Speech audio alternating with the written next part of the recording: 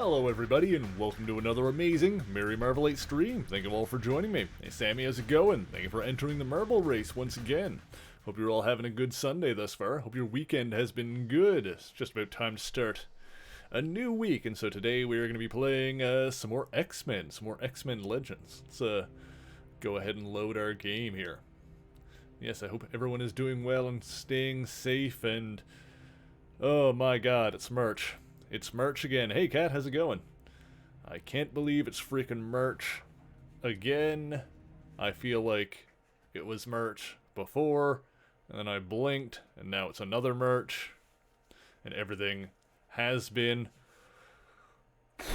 It's been a year, man. It's been a year. I am doing okay. I am hanging in there. It's starting to dawn on me that, I've been in isolation again now for about a month, and basically for the past month, I've only really left my apartment.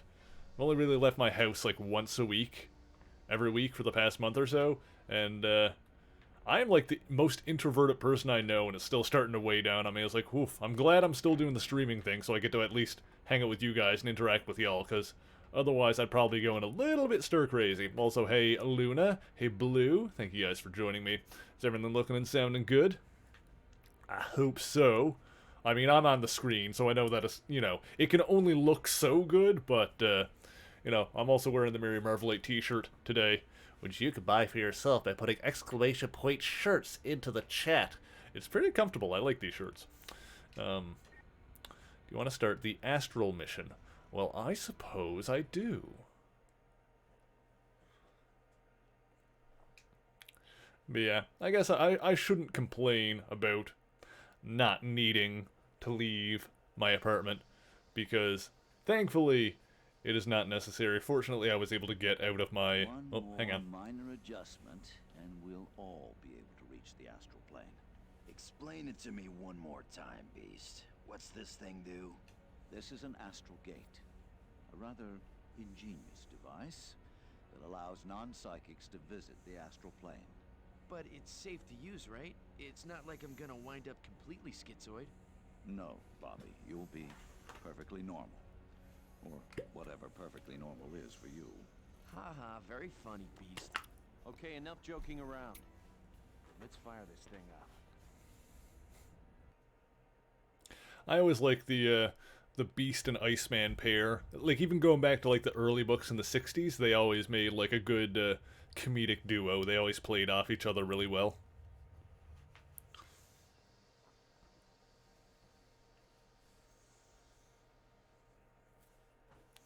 Alright, we get into the level here. Extreme power capacity increased to 3. Cool. Let's see. Cyclops. Okay, Cyclops needs some levels in here. So details, we'll just auto-level Cyclops, because that's fine. Back, Wolverine is on the team, which we want. Storm, which I definitely want. Cyclops and Jean are in here. Do I want to switch Jean out for Iceman? I don't know if we're gonna... I'll put Iceman in here anyway. I don't know if we're gonna come up against any, like, bridges or, like, a need for him like that, but it seems like just, like, his ability to make ice bridges is almost necessary at some parts. Hey, Vento, how's it going? Well, thank you. I like these shirts. Like I was saying earlier, these shirts are actually pretty comfy. They're good. Maybe I'll put Rogue in here as well, because Rogue also has, like, the super strength. I like using Rogue, yeah. This is a good team. We'll go with this. And I'll just auto-level Rogue. That's fine. And then we'll accept from here. Oh, we're going back into the astral planes. We're going to combat the Shadow King, Amal Farouk, which I don't know if this is still the case or when this was established, but I know the Shadow... I think the Shadow King is, like, not actually a human. Like, it doesn't look like one in this game. Like, when we first meet him in the comics in, like, the 70s, he's, like, a dude named Amal Farouk, that Professor X fights in a mine battle in Egypt. But I think it was established later that he's actually, like, an ancient demon or something like that, and that was just, like, one form of him. I could be wrong about that, or that could have changed at some point. I would have to check. Okay, team, let's move out. The sooner we find Professor X, the quicker we can get out of here. Yeah, so the story in the game right now is, some of our psychic X-Men, Jean Grey, Emma Frost, Professor X, went into the astral plane here earlier, and the Shadow King, who I was just talking about, this evil psychic dude, has captured Professor X's spirit and trapped him here. So now, with the power of an astral gate that allows non-psychics to come in here, we've got our team of X-Men, and we're going to go rescue the Professor. It was a cool mission earlier when we were here, because the game allowed us to play as Professor X, because, what with, hang on, where's my map? There it is. What with this being a psychic realm, where he was, like, astrally projecting into, he could, you know, where in the timeline of this game, he's normally confined to the wheelchair, but he could walk around here in the astral plane, and, I don't know if he was max level, but they like really pumped up his levels. I think that might have been like the only opportunity in the campaign to play as him. I don't know. Maybe we'll be able to unlock him or something. Just having to live with pizza F-ups. Oh no! Did you get the wrong pizza? What'd you do, Vento? Or did the pizza? Did you make the wrong order, or did the pizza place provide the wrong order? Depending on how bad the F-up is too. I'm also, you know, because I like multiple different kinds of pizzas, so depending on what they give me, I might be willing to go along with it. Order from Pizza Hut when you meant to order from Papa John's. Oh, that level of thing. I thought you got like the wrong toppings or something. Like, no, you just got you got the wrong ass pizza. This area must be a doorway to Professor Xavier's mind, but it's locked. Shadow King must have fragmented his mind. We won't be able to enter until we repair the damage. Okay.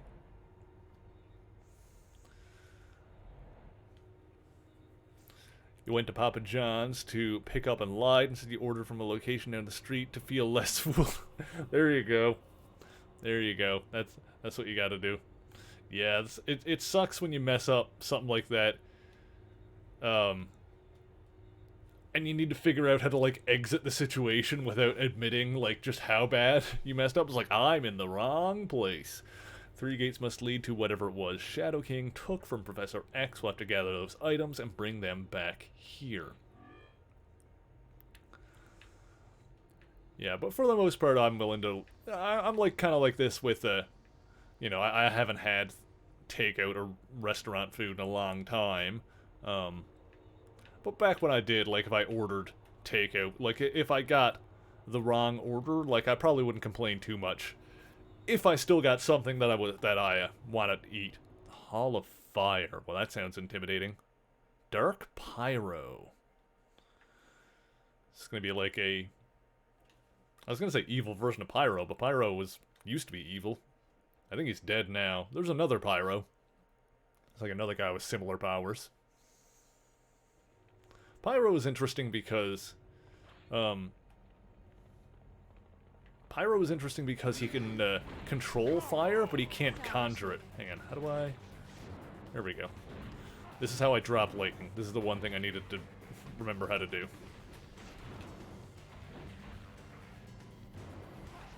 Yeah, Pyro can create, or can control fire, but he can't, like, conjure it out of nothing. Which is why he wears, like, flamethrowers on his back, because... if there's no fire around for him to control, like, his powers don't have anything to work on. Compared to someone like the Human Torch, who can just, you know, set his entire body on fire, can just, like, create fire from his own body.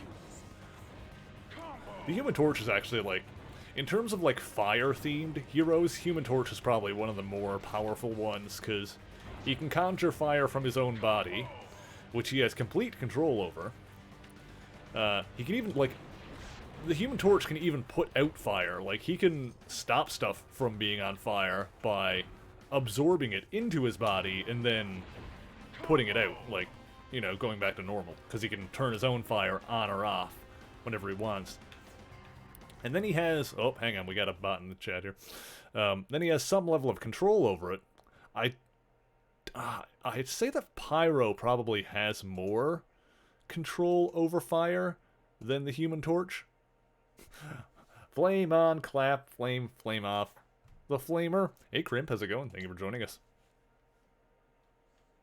But then again, like, the other thing that that Johnny Storm, the Human Torch, has going for him is that he can also go to, like, Nova levels. Like, he can burn as hot as the sun if he really focuses and goes for it. But of course, doing that tends to knock him out. Like, that'll, like, if he does that, he'll be all tuckered out and he won't be able to flame on again for a while. Plus, you know, it'll do immense damage to everything around him, so he doesn't exactly do it very often. I think there was one time that he did it twice in a row, which was when he got locked in the negative zone and everyone thought he was dead. And he, like, went no... Because, you know, negative zone, alternate dimension, filled with, like, crazy bug monsters, no reason to hold back. So he goes Nova, just kills every bug monster around him. And then the more just keep coming because, you know, they're called the Annihilation Wave for a reason. So more show up and he's like, alright, let's keep going, and he does it again. This book must be a symbol for knowledge, something Professor Xavier values highly. I got one of the 3 pieces. Blah. I believe you've lost. Yeah, the min-maxing here I did on Storm to really beef up her her lightning drop power has paid off immensely. I am killing everything by dropping lightnings on... Oh. Looks like it's time for a little thunder. Oh, he's even got the Aussie accent. That can't really be Pyro. It must be a trap left behind by Shadow King. Must be. He's got multiple resistances. Okay, how do we do this here?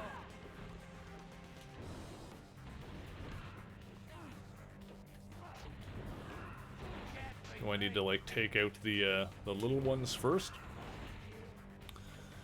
Alright, so to finish some thoughts I had earlier that I kept getting distracted by. Okay, he's doing... yeah. But yeah, like I was saying earlier, I'll try to go back to some stuff that I didn't finish. Comes to takeout and stuff, like if I got the wrong order, then I probably wouldn't be too fussed about it. As long as it was something that I still wanted to eat. The thing that would drive me nuts is, you know, if there was something wrong or different with the order, where I didn't get something that I paid for, or the thing that I got was cheaper than what I ordered. That kind of thing rubs me the wrong wall. I hate rubs me the wrong way. I went to say drives me up the wall and rubs me the wrong way at the same time, and so what came out was it rubs me the wrong wall. That's just going to be a thing I say from now on. I'm going to hang on to that one. That really rubs the wrong wall. Anyway, oh, I'm actually damaging this guy now. This is good. Oh no, I'm out of... I ain't doing so good here. Wolverine needs health. Wolverine, you're my tank. How do you need health? They're probably going to use the healing items. I need to just keep moving here. But yeah, one of the things that that legitimately gets my goat is when I pay for something and don't get it. Because, yeah, I feel like if I pay good money, you know, regardless of how much or how little it is, you know, I want to get my cash worth. Hey, Kitty, how's it going? Kitty Cat Law in the chat law. How's it going? Alright, I think we're done here, so we can move on to the next area, or go back. Oh, hang on, there's a little cover over here. I got a comic book. A new comic edition is available for viewing at the X-Mansion Library. Excellent. Oh, hang on. We got more dudes to zap.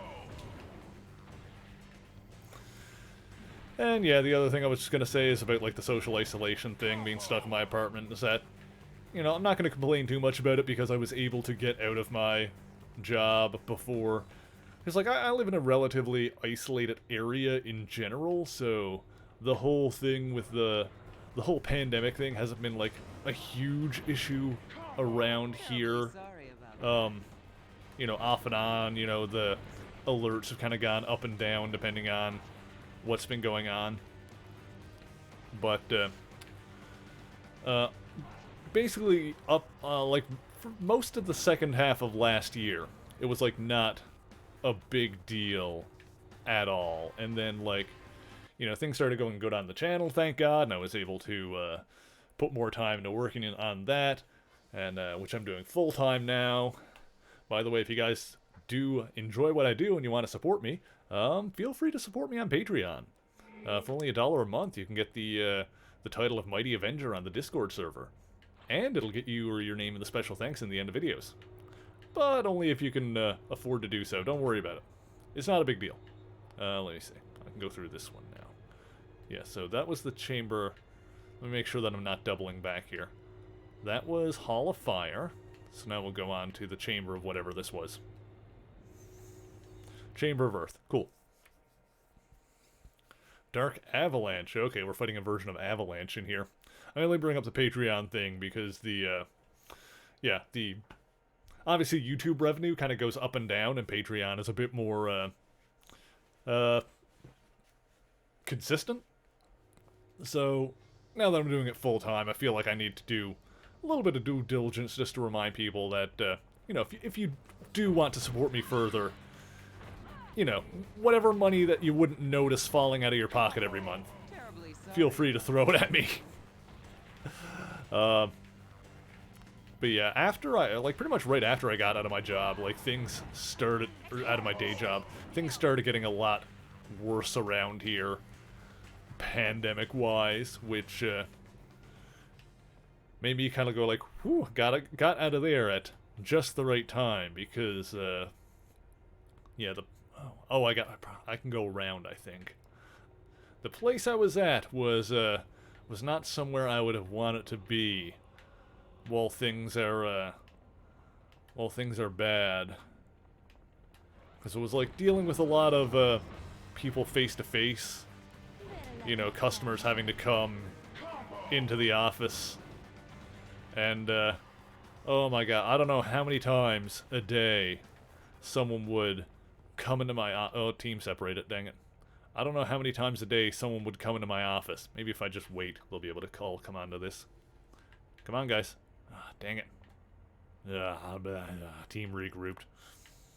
I don't know how many times a day someone would come into my office with, like, not wearing a mask or having, like, the mask down. Alright, I guess I'll just have to do this on my own. And I would have to remind them, like, hey, can you put a mask on? There was, like, a sign on the door that says, please put mask on before entering the office, or whatever. And I would still have people come in with no mask on. And then, of course, I gotta remind them, it's like, hey, look, you know, not trying to be a dick, but put your goddamn mask on, you goddamn clown. Of course, I wouldn't say it like that. It would just be like, hey, can you please put your mask on? Or, you know, be like, oh, you need to have a mask on to be in here, man, please. And they'll be like, oh, yeah, right. And they'll, like, pull it out of their pocket, and sometimes it'll be, like, an old disposable mask that they've clearly been wearing for way too long, and, frustrating. Yep. Anyway, I think I just needed to vent about that, even though I haven't needed to deal with it anytime soon, just because, yeah, the isolation is, making me a little bit loopy. Oh, no! God! I'm so angry. Why is there not... there's no invisible wall there. Alright, I'll just stick with Logan for now until I get to a place where I can revive Storm. Should be fine. Logan's all tanky. He's not gonna die.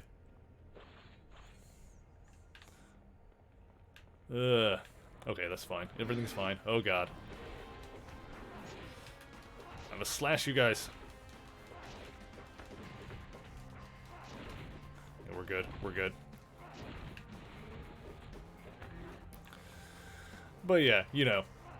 It's, you take what you can get, basically. There's pluses and minuses to all of it, so, you know, as much as I'm happy to now be, you know, basically doing a job that is low risk because I can do it from home, like being able to work from home is a very good thing to be able to do these days. You know, it does still mean I'm interacting with people very infrequently. which is driving me a little more batty than I thought it would. Feel like you should change your name to Kitty Cat Lawyer? Do it. Got a thing tomorrow which requires you to, you and a group of random people in the same room. Oh, yeah. Yeah, yeah, double mask it in that situation for sure. I mean, like, even just going out for groceries, like, as good as it is to get out of the house for a little bit, yeah, it's still a bit spooky. I try to go, like, early in the morning when the crowds are smaller. In terms of, like, going to groceries and stuff, like, getting groceries and stuff, because that can't be helped, obviously.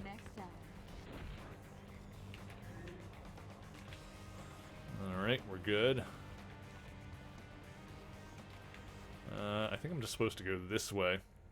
Maybe I can reach out to people, get video calls to help with the isolation. I mean, to be fair, like, a big part of it is, as I mentioned earlier, the streaming, does help me with that a bit, just getting to hang out with you guys, because, yeah, I always feel better when I'm doing this kind of thing. And also just, like, you know, talking to you guys online or, like, hanging out in other people's streams. Like, the online friendships are definitely, you know, those have always been my bread and butter as a huge introvert. It's been for me, the internet is like a godsend in that kind of regard. You know, in the right doses, of course. Because, I mean, you know, certain things about it will still drive you nuts. There's a point, like, scrolling through Twitter when you just gotta say, it's like, okay, that's enough. The world is a little crazy. I like, one thing I probably should do more often is, instead of doom scrolling on Twitter, where everything is awful, and, everyone is complaining, a lot of the times rightfully so. Like, it's not to say that people are complaining about things that don't need to be complained about. But, I mean, in some regards that makes it worse. It's like, everything appears to be, I think I need to take care of this thing. I think this is spawning enemies. But yeah, instead of that, I probably need to go to the Instagram a little bit more. Because Twitter is like, oh god, the world's on fire and everything is awful and there's prejudice and bigotry and everything sucks. Then I can just, like, switch over to Instagram. It's like, oh look, it's all of my hot friends and their cool pets. This is nice. This is better. I like this more. Scales must be Professor Xavier's symbol for wisdom. Got him. Got the scales. Alright, now we're gonna get out of here, and now we're gonna have to fight, like, Avalanche. Oh, who we got in the chat? I can't read the, this is probably because of the dark blue theme I have on my browser, as I can't read the blue text great. Is it King? Is that the name? Thank you for joining us. I hope we're having a good weekend thus far. Sounds like you need to give Instagram a try. I do like Instagram. In terms of, like, social media apps, Instagram is like the Instagram is probably the easiest one for my mental well-being, because it's just people posting pictures of cool stuff. It's, you know, it's not arguments, it's not doom scrolling. It's just, hey look, all my friends are really cool and hot, and I get to see what they're taking pictures of. I like this. Alright, let's fight Dark Avalanche. That isn't really Avalanche. Some kind of astral projection left behind by the Shadow King. Oh, I can't do that voice a lot. Alright, oh my goodness, okay. Right, Earth powers, Avalanche. God damn it! I didn't... See, okay. Here's the thing. I didn't bother to go back and revive Storm, because I figured, oh, Wolverine's got this. Wolverine is, like, tanky as hell. He can handle Dark Avalanche, or he can handle this mission here. Then I get here and he's physically resistant. If Storm was here, she could just drop lightning on him all day and I could kill the hell out of him. Oh, I made a mistake.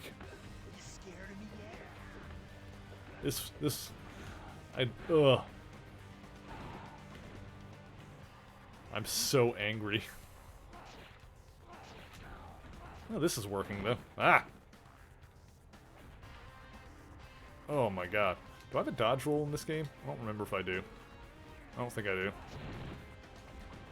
What is this? A fight or a squid Jeez. Jeez. Look, we've all made choices we regret, okay? Ah! Is this the best you punks can do? Yeah, Iceman is on the team. He should do some attacking. I just don't really have him leveled up at all. Now I'm out of those. Alright, I am going to switch over to him, though, I think. That's probably a good idea. Yeah, let me see here. Will do. Eh. Oh, jeez. There we go. Oh, look, this one works. Oh, Transformers and X-Men are doing a crossover. The Blue Jet from the... Oh, nice. Oh, could be the Blackbird. I think in the comics a lot of times they just call it the X-Jet. I'm pretty sure it's been called, like, the Blackbird before.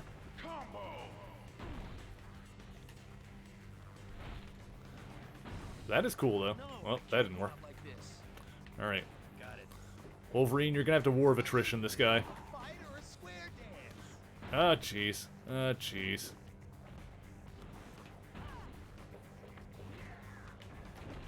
Ah, jeez.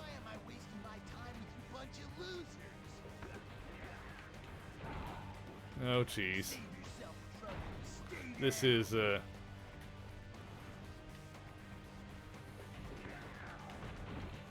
I got half mine to load an earlier save.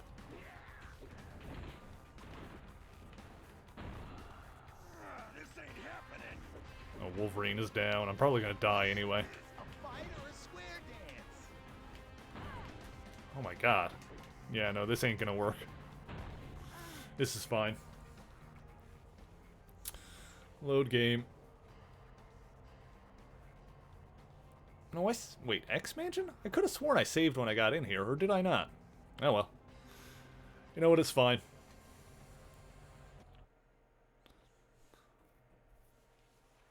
But yeah, I hope it's, what was it? What am I thinking of? When they did the Star Wars Transformers crossovers, I thought those were weird. They did, like, Star Wars Transformers crossovers, but the way they were done, it was like robot versions of Star Wars characters that would transform into, like, Star Wars vehicles. So it wasn't like the actual Transformers characters. That I thought was really... I never bought any of those. Because, like, what I would have wanted from stuff like that would be to have, like, actual Transformers characters that turn into the Star Wars vehicles. You know, so instead of having, like, a robot Luke Skywalker that turns into the X-Wing, have, like, you know, Starscream that turns into the X-Wing. I don't know why you would have Starscream. It's just, like, the shape of it is what I think of. But, yeah.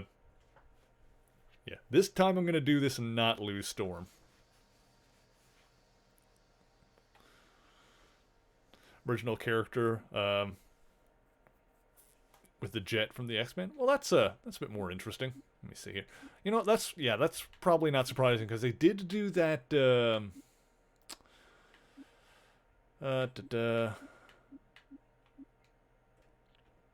Actually, I am gonna keep Cyclops on the team. Cyclops.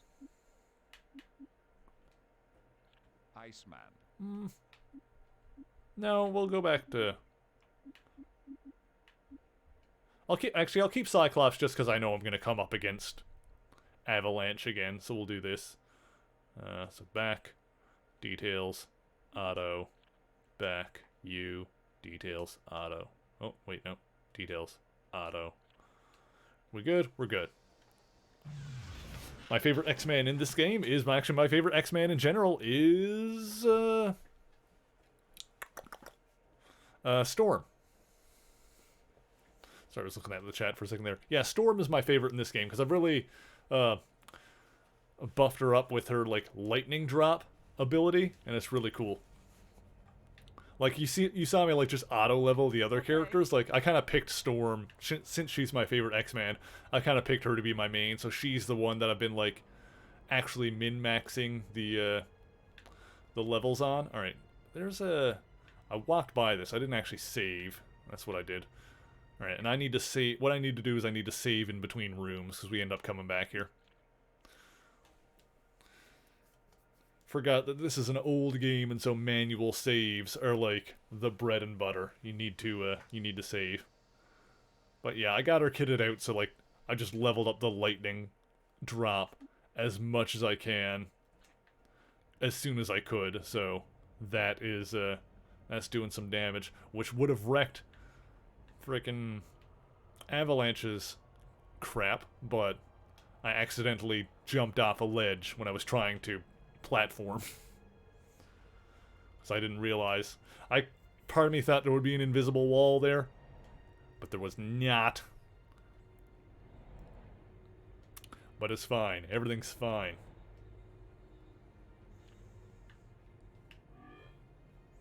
We didn't lose that much progress anyway. In fact, I'll just go do the, looks like you can do these in any order, so I'll just try the Avalanche one again first, just to get that guy out of the way. Yeah, this was the one. The Chamber of Earth. Yeah, the Chamber of Earth with Avalanche. The Hall of Fire has Pyro. Wonder who the other one is going to be. Be nice if the loading screen didn't spoil it. Yeah, it's not a big deal. It would be a little cooler to, you know, get in there and be like, ooh, I wonder who's going to be in this one. I zap you. I zap you good.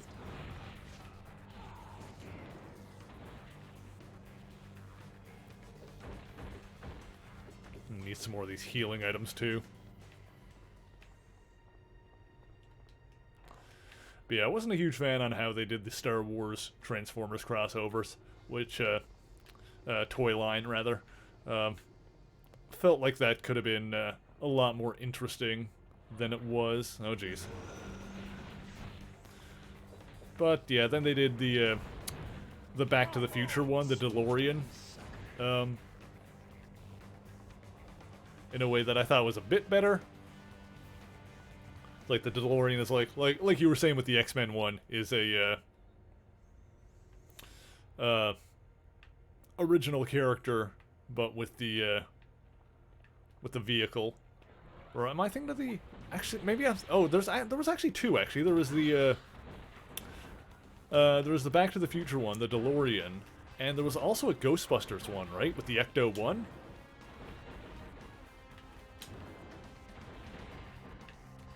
I think they did both of those, right? If I'm not mistaken. I remember seeing the Back to the Future one in Walmart one time. Thought it looked cool. Can I get this? Thank you. Oh, there's a Top Gun one? Nice. I did not hear of that one. See, that's cool stuff. But yeah, for like the Star Wars, I thought it would have made more sense to have, like, you know, like I said, like Starscream turning into an X-Wing, that kind of thing. Bad plastic colors? Aw, that sucks. Can't fly in this room? I probably can. Oh, hang on.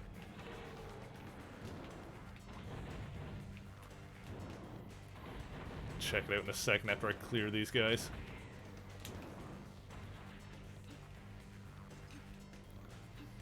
Oh, no, I actually can't. Yeah, flying is not an option right now. Better luck next time. Yeah. Alright, get my teammates in here. Well, at least now we're gonna totally ruin Avalanche and get our payback.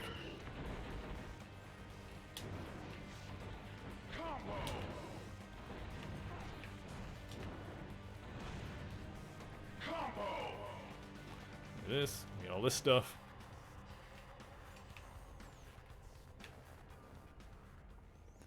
Alright, sweet. Got it. Got this on lockdown now. Well,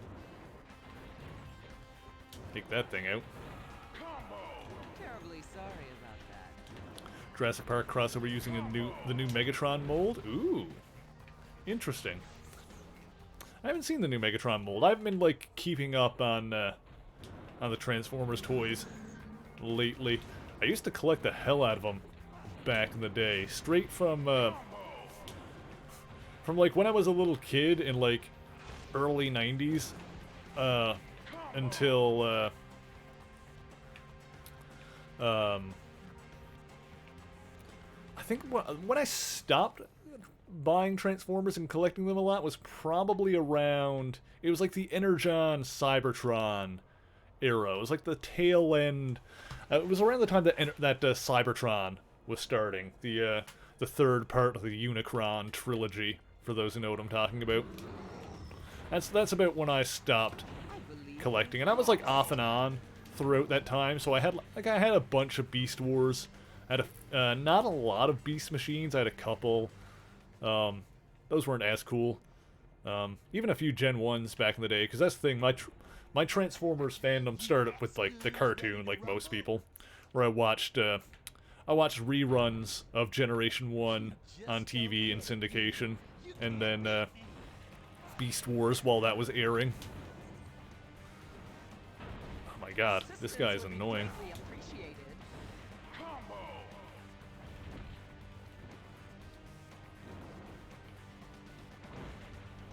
Wow, why is everything slowing down? Is that like...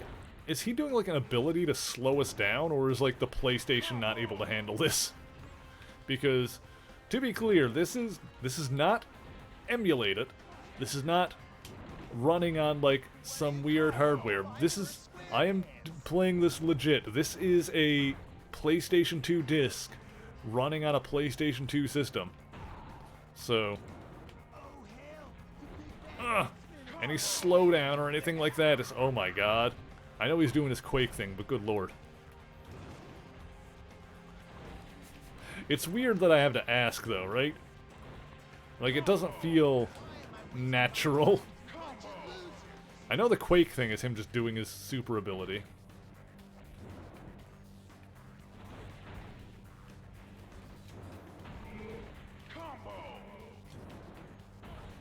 Oh, well, at least I'm actually damaging him here.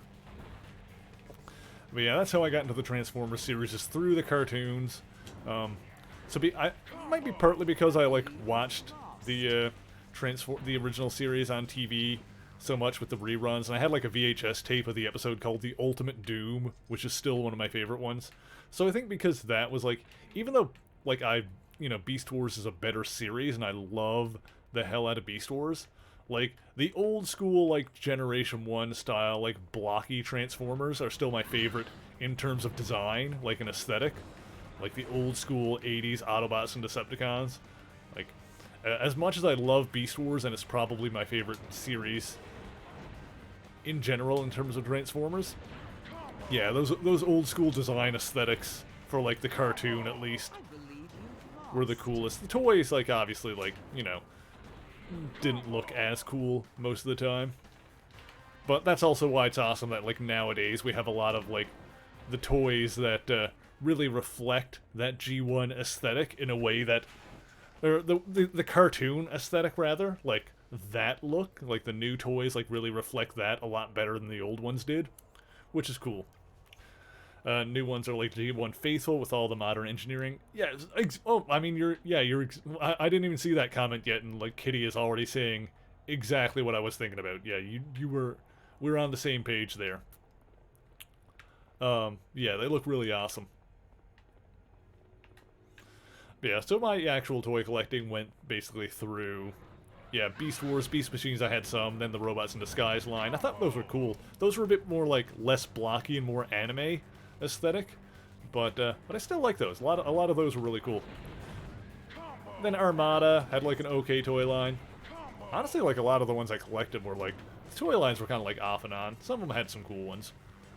Even though I didn't collect a lot of them, the Cybertron toys were really cool. But yeah, a lot of the modern ones that are like, go back to the G1 aesthetic. Like, even though I haven't been collecting them lately, yeah, I really do like how a lot of the new ones look. They're really cool. They appeal to my sensibilities as someone who watched Transformers on TV as a wee baby lad. Most recent one's amazing and you recommend it? Nice. Yeah, I've got to be careful with my money lately since I'm, entirely self-reliant and, working on the channel full-time and whatnot lately, so right now I'm probably not going to be spending a lot on that kind of thing. Gonna try and save some money for just in case things go south. But hopefully everything continues on. Alright, let's do the Hall of Fire again real quick. We'll take out Pyro, yeah. He was not too big of a deal. We'll get through this. Then we'll do the third one. Now that I've actually saved in between here. Don't need to worry too much about it.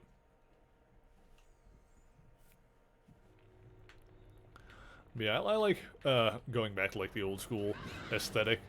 It's like the game they had on like PS4 and stuff, the Transformers Devastation, where they got back as like it's just straight up Platinum Games doing a Generation 1 Transformers thing with as many of the original voice actors back as possible and everything.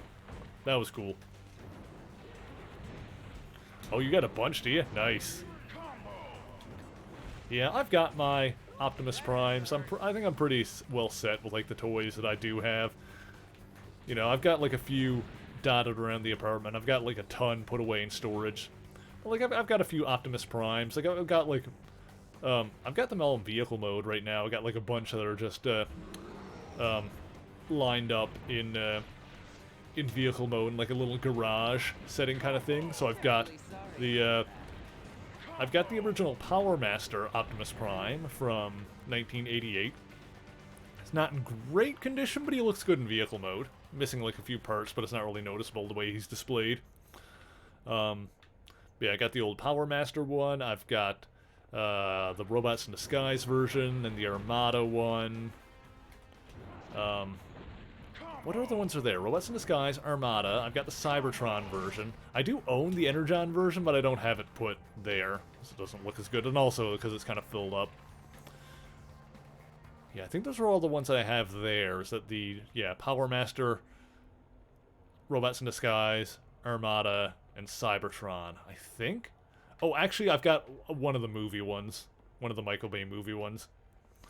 Even though I'm not, like, huge on that design, I mean, the vehicle mode is okay. I don't know who decided it would be, like, edgy and cool to put flame designs on it, but whatever.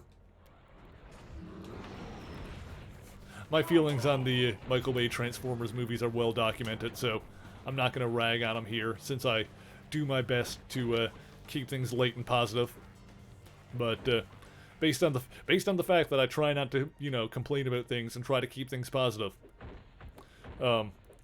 take that fact and the fact that I'm going to use that as an excuse not to talk about the Michael Bay Transformers movies, and you'll probably get a good sense of my feelings about them. Let's see. Did I grab the thing already? No, there it is. Okay. Am I doing something wrong here?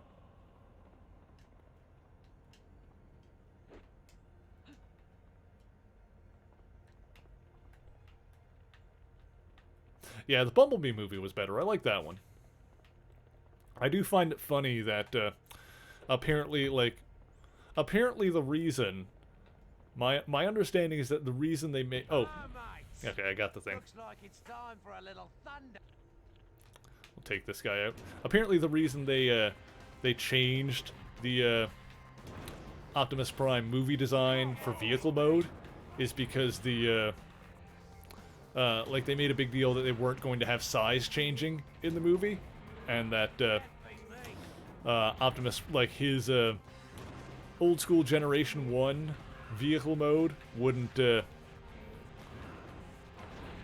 too small in robot mode or whatever. They didn't want to have it like look unnatural or have him like get smaller when he transformed or have size changing.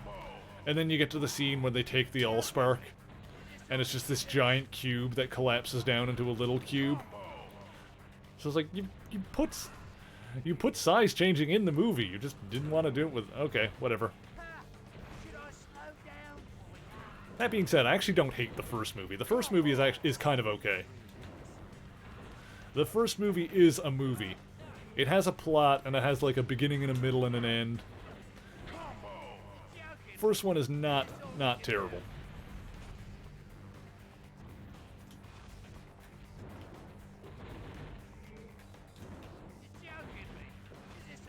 Go. But yeah, not huge on the movie designs, though. I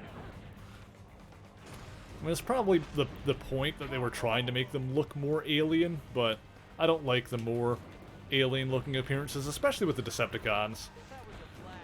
They really, like, they lost a lot of their personality, and they don't have... the Decepticons, like the movie versions, like, they don't have they're not as colorful.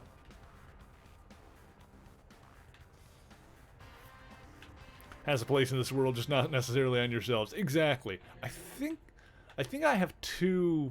Well, I probably have a couple movie figures. I think I have the Blackout one. I've got one of the Optimus Primes.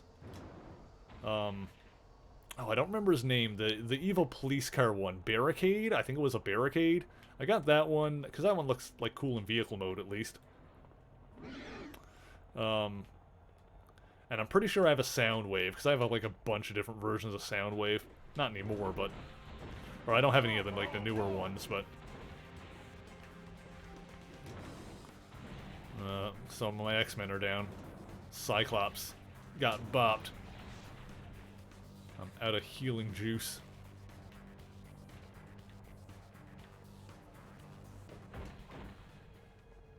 Yeah, Barricade was kind of cool.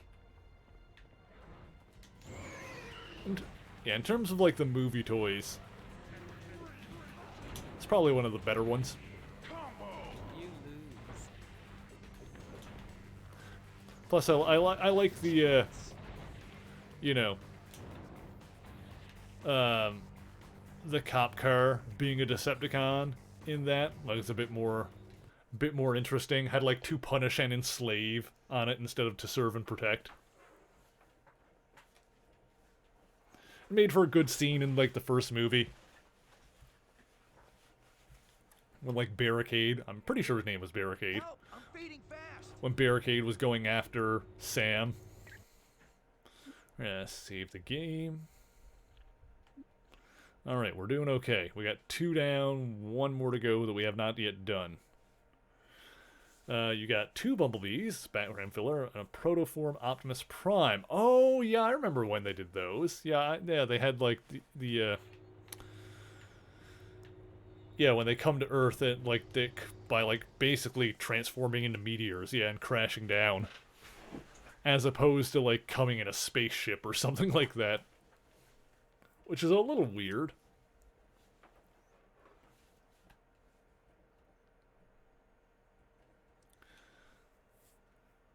It's like in the old cartoons and old comics and hell, pretty much like every other version of Transform. I can think the movies are like the only one that did that kind of thing. I believe Like you. every other version, they just fly a spaceship because they're a very technologically advanced alien race. So they were like, yeah, we'll just build spaceships because that's obviously a thing we can do. As opposed to just crashing into a planet by transforming into a meteor. But I mean, okay.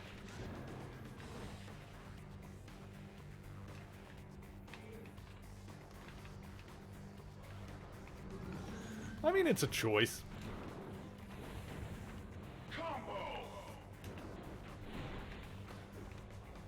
I'm not gonna hate on that movie for the artistic choices that it made, because they were certainly that. They were artistic choices, in a way. I do hope... I would like it if one day we got... And, like, Bumblebee gave us a bit of this. Like, we got a glimpse of it with Bumblebee. But I would like one day to have, like, a real, like... You know, a full-on Transformers reboot with the... with designs and creative choices more in line with the, original aesthetic and that kind of thing. Sorry, loser. You know, more of a Generation 1 War for Cybertron kind of deal in live action. That'd be fun. And like I said, we got a glimpse of it in Bumblebee. But I'd be down with more. I just need like one full movie that is that. You know, just like adapt like the More Than Meets the Eye storyline from the original series, like the pilot episode. I mean, obviously, like, jazz it up, because, you know, we're talking about a children's cartoon from the 80s, but as, like, a basic, you know, starting point. Like, you know, you've got that. Like, look at More Than Meets the Eye, the original 5-parter, I think, from the cartoon. Look at that. Look at, the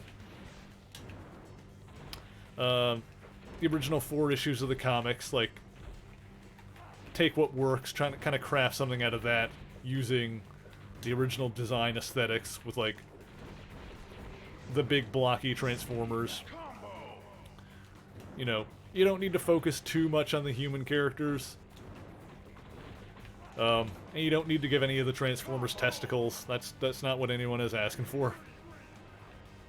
Funded the franchise and kept it alive. Yeah, I mean, I'm not gonna begrudge it or anything like that. I just... Like, my experience with the Transformers movies is that I watched the first one, I thought it was okay. I maintain that it's an okay movie, in and of itself. I watched the second one hoping it would be better, and it was certainly more action-y. But,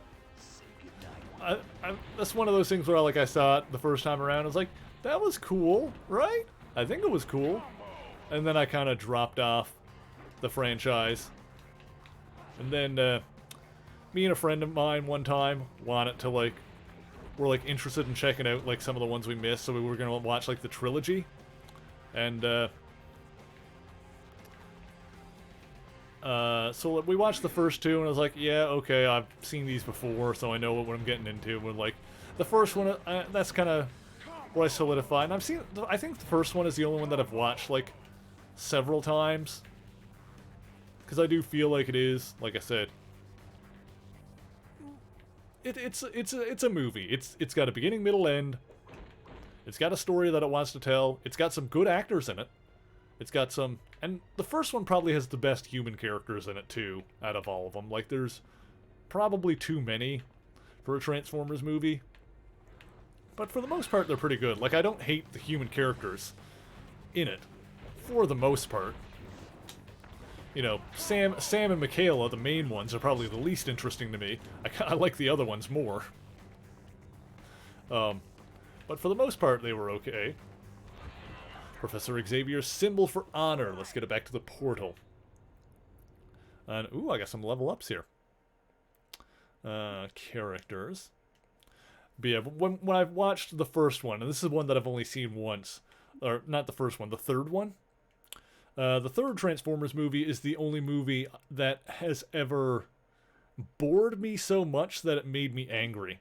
Like, I don't want to, crap on them, because I know there are people that do enjoy them and like them, but I really did not care for that third one, like, at all. That was, whew. I was, like, mad, like, just wanting it to end, because it kept going on forever. It had, like, an action sequence in it that's, like, an hour and a half long, and it managed to bore me, and I don't know how that works.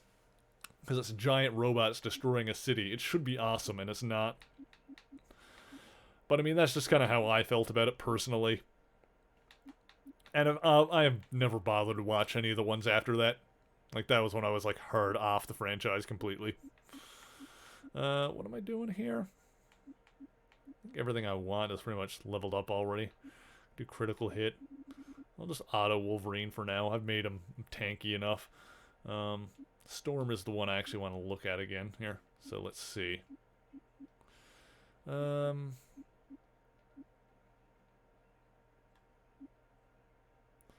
don't really need to do strike anymore. I'll do another one into body. Legend Lightning. Ooh, that needs to be level 30. Okay, that's a couple levels off then. We're at 27 now.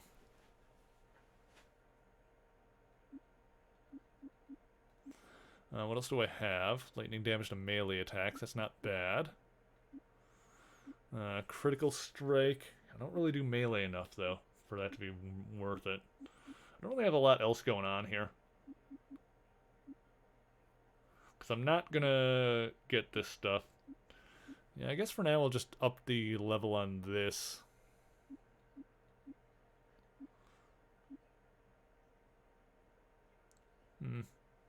Anyway. Next film is supposedly going to be Beast Wars inspired.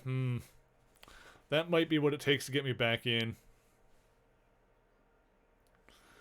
I would have to see a trailer, like, also depending on who's directing it, because if it's Michael Bay again, I probably wouldn't bother to watch it, but like I said, Beast Wars is my favorite Transformers cartoon.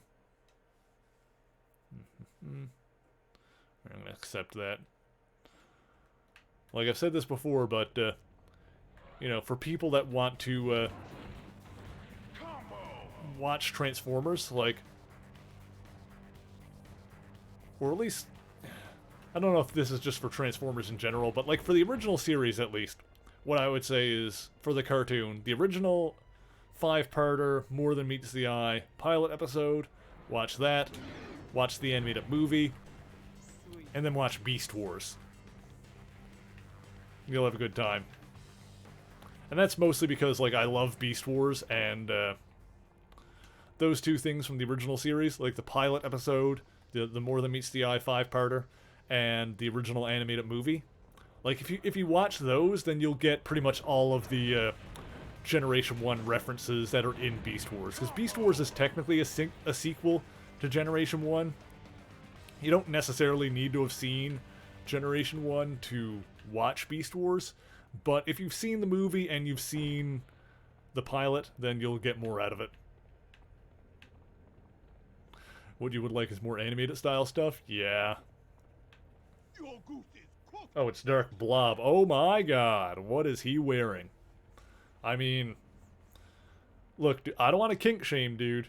I feel like I walked in on the wrong party. Vento. Yeah, I mean, you do you, my friend. I'm glad that you're having a good time in here.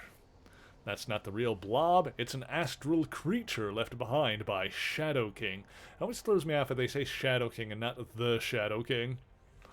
I feel like that should have a "the" on it. Hey, look, he's physically resistant as well. Oh, now he's got multiple resistance. That's just the thing that Blob does.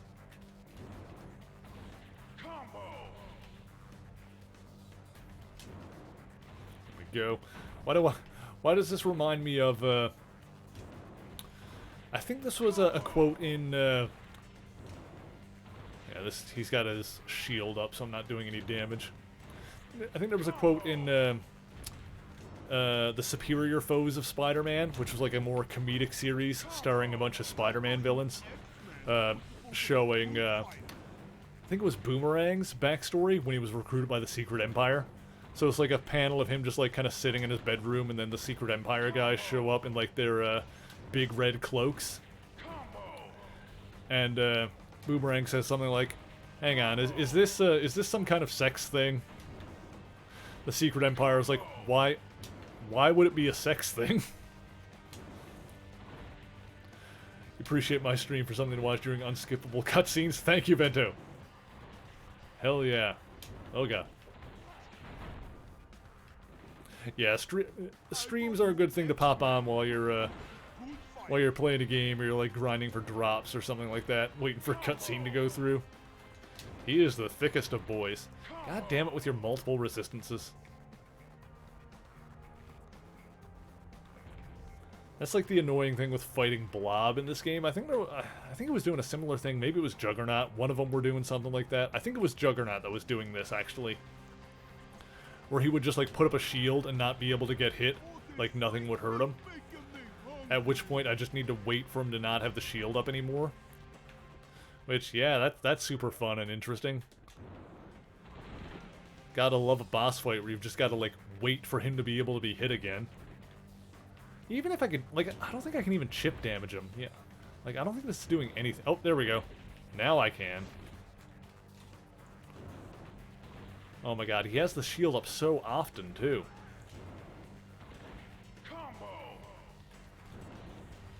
This is a problem. I need to wait for him to... When it goes down, I need to see if I can do, like, my ultimates, because I haven't really been using that. Yeah, I feel like I'm not even chip damaging him.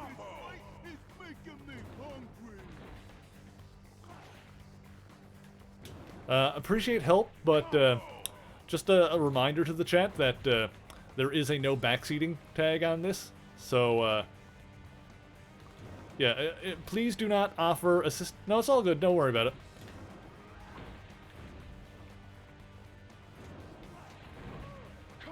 If you want to, oh, there we go. That did work. If you want to offer assistance, then please ask first. That is all I. Oh, I think he's done. He's a big boy. He is a large man. I am like up to his. I'm about like up to his freaking waist there. Oh, now he's gone. Okay, well that's the end of that. Thank you, King. Appreciate it. Okay. And that did work out that time anyway, but I try to just do that as a general rule in chat. But I know that it's frustrating when you're watching someone play a game and they don't know what they're supposed to be doing, so I get it, don't worry. I understand the urge to help. So I'm not going to begrudge you too much or anything like that.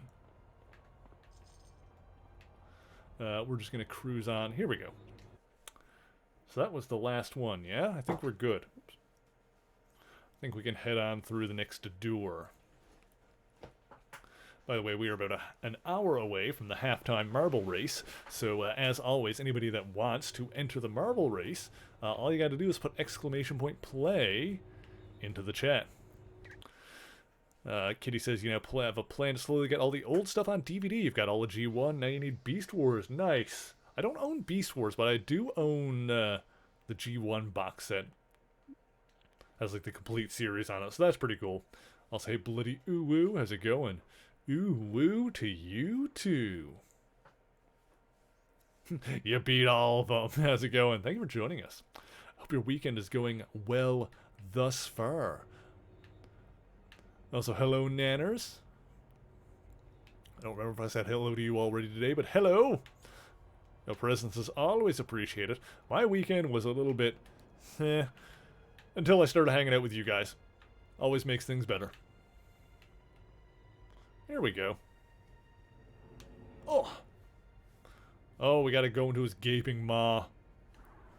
Currently grinding the last 2 dungeons for EXP and endgame currency. There you go, Vento. That did the trick. Once we walk through that gate, we'll be inside the mind of Professor Xavier, and that's where we'll find out what Shadow King has done to him. Alright. Gotta go save Chuck. Oh,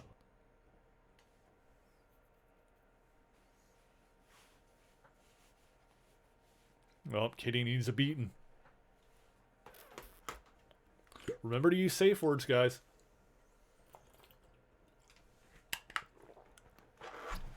The Colosseum? I wonder if the word Colosseum is related to the word Colossus in terms of etymology. Oops. Professor Xavier, don't you recognize us? Accidentally skipped through dialogue, sorry.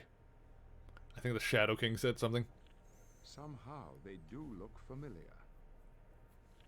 I did it again. Oh my god. It's because when the line is acted, I don't need to hit X to continue to the next line.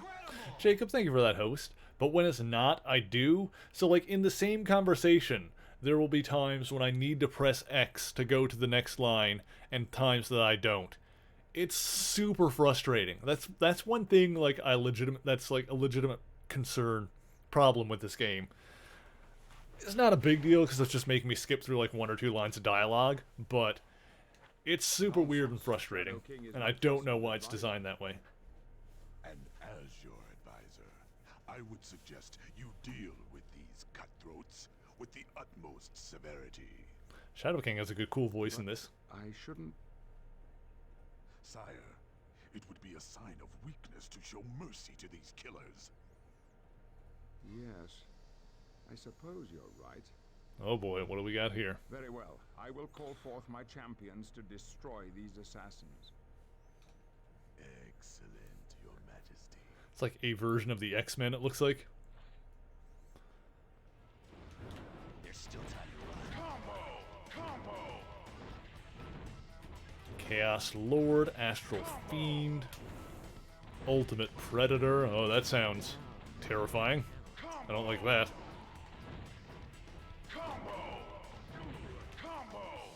Would Chaos Lord technically be a Cathan?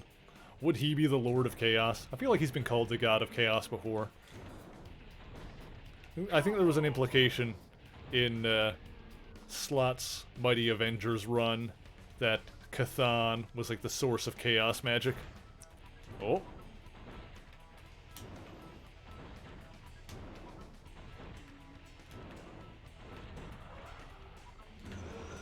But I mean, I think that was also, you know, part of that run was like cleaning up the weird like continuity thing that Doctor Strange insisted at one point that chaos magic was not a real thing. Even though the Scarlet Witch was very clearly kind of using it. So, in Slot's Avengers run, they had the,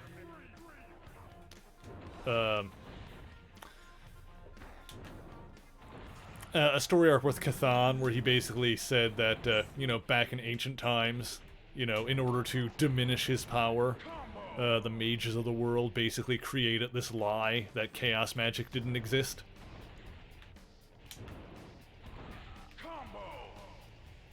Which I feel like was mostly done to, like I said, explain away Doctor Strange claiming that chaos magic didn't exist at one point. We're the X-Men, Professor. We're here to save you. Plus, you know, whatever you label it, clearly Scarlet Witch has, like, reality-altering magic because she's done it. The X-Men. Yes. Now I remember. On the astral plane, we went to save Ileana. We were attacked by Shadow King. How dare you X-Men interfere with my plans? You'll never get Xavier back. Never! What if I zap you with more lightning? You think about that, smart guy? I have no idea where Shadow King went to, but at least we managed to clear Professor Xavier's mind. Let's head back to the mansion and see what Cerebro can tell us. Okay. So one mission down, I suppose.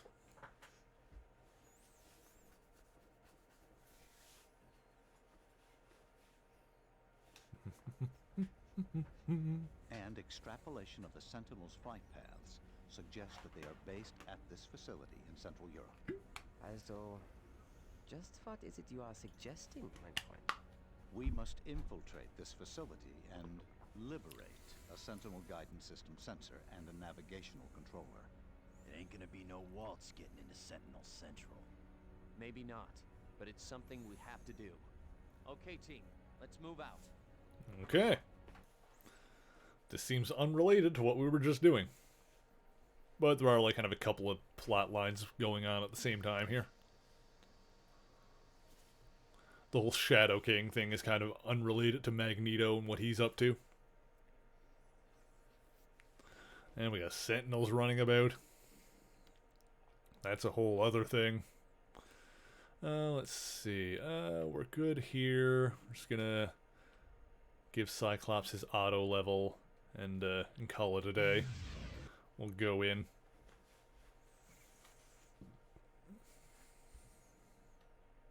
We'll go in and we'll zap some more dudes.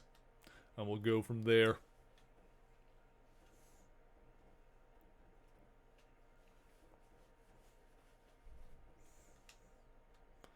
Okie dokie, Smokey. Gotta love those PS2 load times.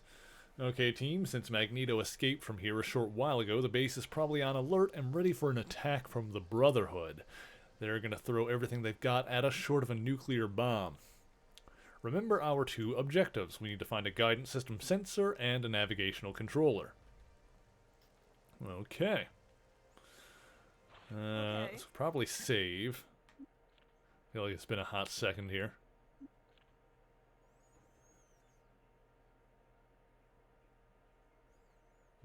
I have no idea how long this game is either. I don't know how long. I don't know how deep into this we are. Guess we'll see. Hey, Silver, how's it going? Oh, there's a robot. Well, so much for the stealthy approach. Hey, Silver, I hope you're having a good weekend thus far. Mine was kind of bleh, but then I started hanging out with you guys, and then it got a lot better.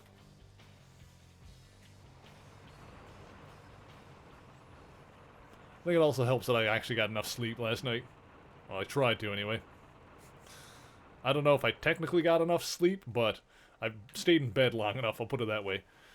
Gerso soldiers. I knew there had to be a connection between them and the Sentinels. How else could they have timed their New York attack so well? Yes. Let's do more zaps. I zap you all. Oh, I can't wait to get like the final level of this lightning drop at level 30. I'm at 27 now, so a couple levels away.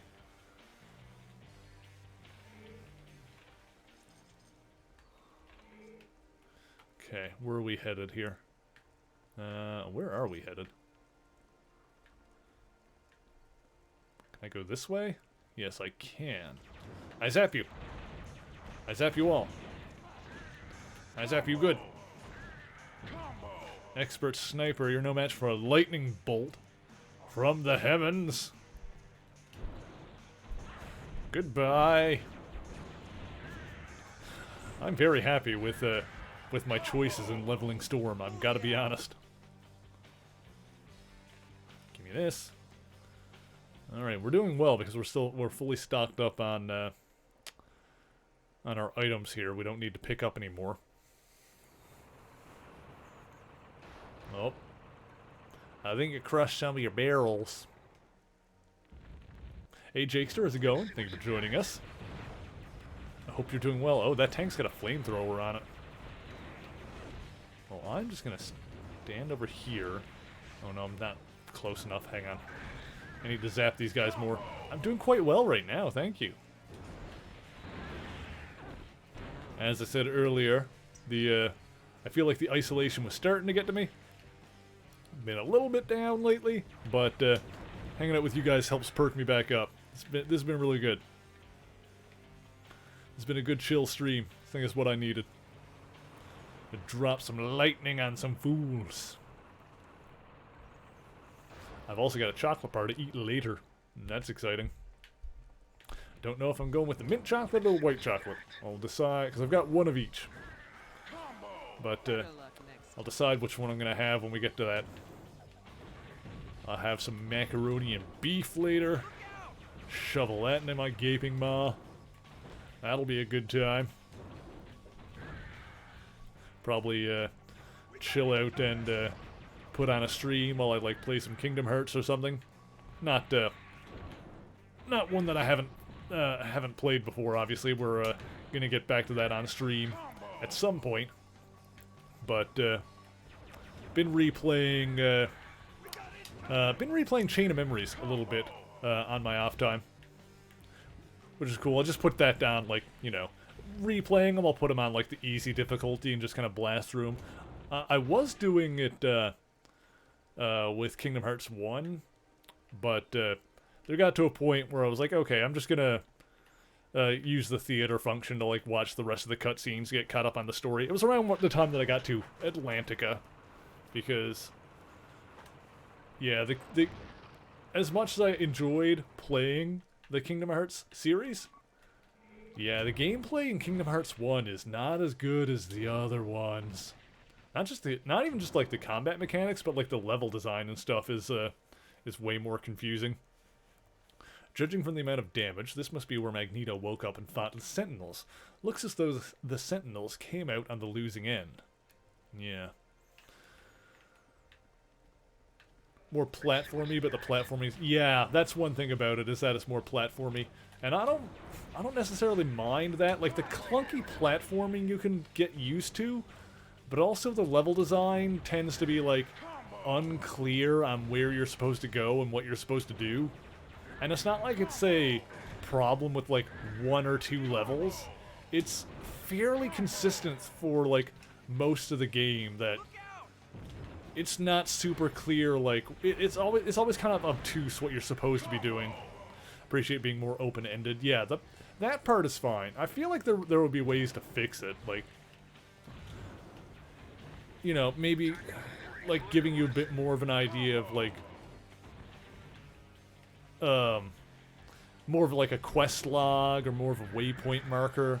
Like, it doesn't necessarily need to point out exactly where to go at all times, but I feel like something guiding you in the right... Like, it doesn't do a good enough job guiding you to the goal in that. And you can go too far in that direction. Like, Fable 3 is the one. Was it Fable 2 or 3? It was one of the Fable games. It might have been the third one. That was a little too far in that direction, where you basically just had like the golden trail always pointing you to your next objective. So you would basically just follow the trail. And I think you could turn it off in that game, but then if you did that, then it was too confusing. So there wasn't really much middle ground there. But yeah, that's how you feel about your first playthrough of Pokemon Blue. Yeah, I know that game like the back of my hand, but I can see how that would be. Like, that's kind of an issue with a lot of old RPGs in general. And, you know, particularly a problem when, okay, here's the thing. Okay, that's something I needed. Particularly a problem, like, if you stop playing one for a little while and come back to it, and you're like, okay, where the hell was I? What was I doing? I have no idea where I was gonna go. Because, yeah, you take, like, a week off, or, you know, even longer in some situations, and you've forgotten whatever obtuse hint the game gave you on where to go. But yeah, for Pokemon, for me at least, that's a game, that's one of the few games I can play all the way through without having to look, like, anything up at all, just because I know exactly what to do. Game that was for its time? Oh yeah, for sure. Stop playing Crystal because you left it a bit and got lost in some woods? Yeah. That's a consistent problem with, like, a lot of that kind of, like, you know, not necessarily open world, like capital O, capital W, but more like open world style games where, you know, you're expected to explore and look around and figure out where to go next. Like, the game will certainly give you hints, but then if you leave it for a while and come back, then you don't remember what the hint was. That can definitely be an issue. Where am I going right now? Let me see. Apparently it's over here? What am I doing here? I see on the map. But yeah, like, just something to, like, guide you to your next... Like, well, just even in, like, this game, for example, where, like, I've got this level I'm running around in, and if I'm like, okay, I don't know exactly what I'm supposed to be doing right now, I can just kind of click this and bring up the map, and I can see, oh, there's a place there that I can go through, so let's go there and look. Don't think it's a bad game. Someone who wasn't born in the 90s, not something you enjoyed. Yeah, I mean, I love Pokemon Blue, but part of my love for it is, like, it's not even just nostalgia, it's just the fact that I know it so damn well that I can play it really easily. Like, that's a big part of it. And, like, obviously nostalgia is a factor into it, but, you know, Gold and Silver is pretty dope. Gold and Silver did, like, the thing that... Okay, I can go this way. Gold and Silver did the thing that, like, no other Pokemon game does, and that's, like, after you beat the region, you get to go back to, like, a previous region. I do love Gold and Silver. Gold and Silver feels like... Gold and Silver, more than any other Pokemon game, feels like a sequel to the one that came before. If that makes sense. Like, Pokemon Gold and Silver is, through and through, a sequel to Pokemon Red and Blue, as opposed to Pokemon Ruby and Sapphire, which is just it's a new Pokemon game. It's not a sequel to the ones that came before. I mean, it is, but, you know, it's a new Pokemon game. Same with, like, all the ones that came after it. The only other time they really did a sequel in that same way is when they did literally Black 2 and White 2. I think Red, Blue, and Yellow is mechanically bad. I mean, part of it is just the fact that it's basically, like, the prototype for everything that came later. Like, Red and Blue, I love with all of my heart and soul. I love those games. You will not... Like, they are broken as hell. They are completely broken. There is so much that doesn't work as intended in those games. Like, just a quick example. Who's it? Good news is we shouldn't have any trouble finding the equipment we need. The bad news is this isn't a simple military base. It's a factory. They're mass-producing Sentinels here. But yeah, a good example of, like, just a regular-ass glitch in Pokemon Red and Blue is the move, frick, what's it called? Focus Energy. The move Focus Energy in Red and Blue literally does not work. That move, that technique, is broken. Because what it's supposed to do is raise your critical hit chance. So that you do critical hits more often. But there's like a glitch or like a math error or a mistake somewhere in it that what it actually does in the game when you use it is reduce the critical hit chance to 0, so that you will literally not do critical hits. So, in Pokemon Red and Blue, the move Focus Energy is literally broken and does not work. So, that's hilarious. But, like, there's other stuff like that, like... There's, like, moves that if you use it on, like, a certain Pokemon that will, there's, like, certain moves that should be super effective against certain Pokemon, but, they just aren't. Like, for some reason, like, it just doesn't work the way it should. Like, and I don't know why those are the way they are, but yeah, I've seen plenty of examples of that playing it, where it's like, oh, this move should be super effective, or it should be, like, you know, resistant, and it's not. For some reason, just the math is broken and didn't work in that exact scenario. There was another one. Shoot. Well, let me grab this. A lot of love for Yellow because it was your first, but yeah, Gen 1 is broken in hindsight completely. And I mean, sometimes, like, Silver mentioned the missing number glitch. Like, there are ways to, like, break it to your advantage by, like, cloning items and getting like infinite Master Balls and stuff like that. Like, that's just a stupid fun thing that you can, you know, intentionally break the game to do. Then there's other stuff that's just, like, not well designed super well in that game. Like, the big example is that in Generation 1, Psychic type Pokemon are completely and utterly broken and have no counter. Because, oh my god. In terms of type advantages, the two things in Generation 1 that have type advantage over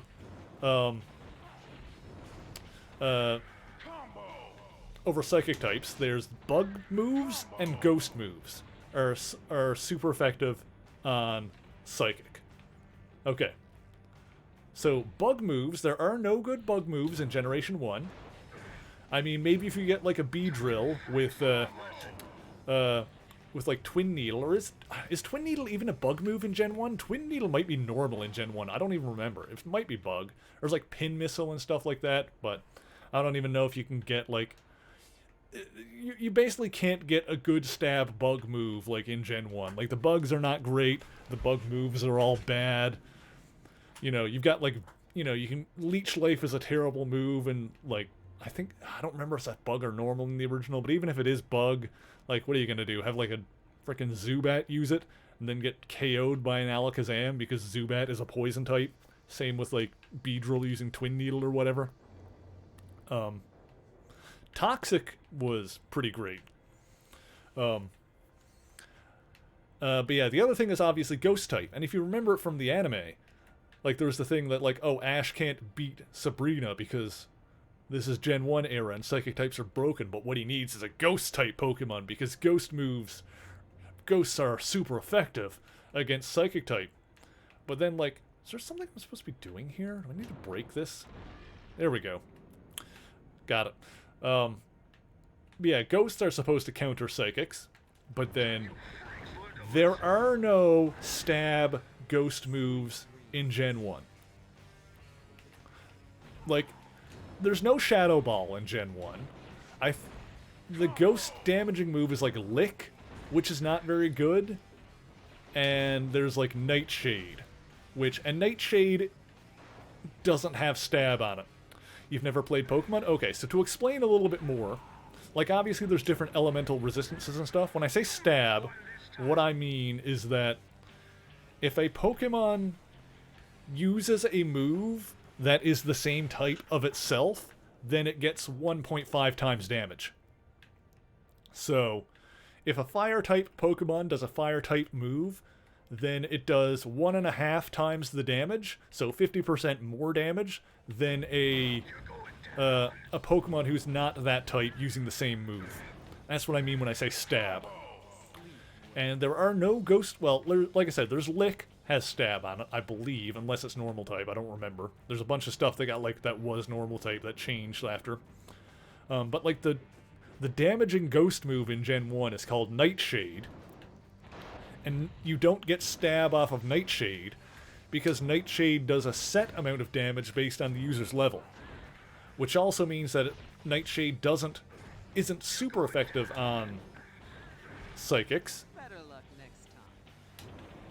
Like, you're not getting the type advantage on Nightshade, because, like I said, it does a set amount of damage.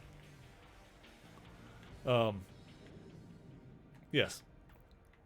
So you don't really have any good ghost moves to use against psychic Pokemon, even though that's supposed to be what counters them. And furthermore, I didn't think I could get any the only ghost types in Generation 1 are the Ghastly line, which are part poison, which is weak to psychic. So Ghost is supposed to counter psychic, but literally the only ghost types in the first game are weak to psychic attacks. So, there is no viable counter for psychic types in Gen 1. Which means that in Generation 1, in the first game, Alakazam, who is still, like, really good. I love Alakazam, because the thing with Alakazam is really, really fast, and it hits like a truck. Alakazam's weakness is that it's defensively really bad. Alakazam's a glass cannon. So, if you survive an attack and manage to hit it with something decently strong, particularly something physical, then you're probably going to take it out. But in Gen 1, it's just going to smash everything with Psychic. And of course, you know, this all just means that in Generation 1, Mewtwo was the undisputed greatest thing ever. In Generation 1, nothing stops Mewtwo. Mewtwo is a Psychic type with no real counter in Gen 1. You just Psychic everything to death. There's nothing that can stop it.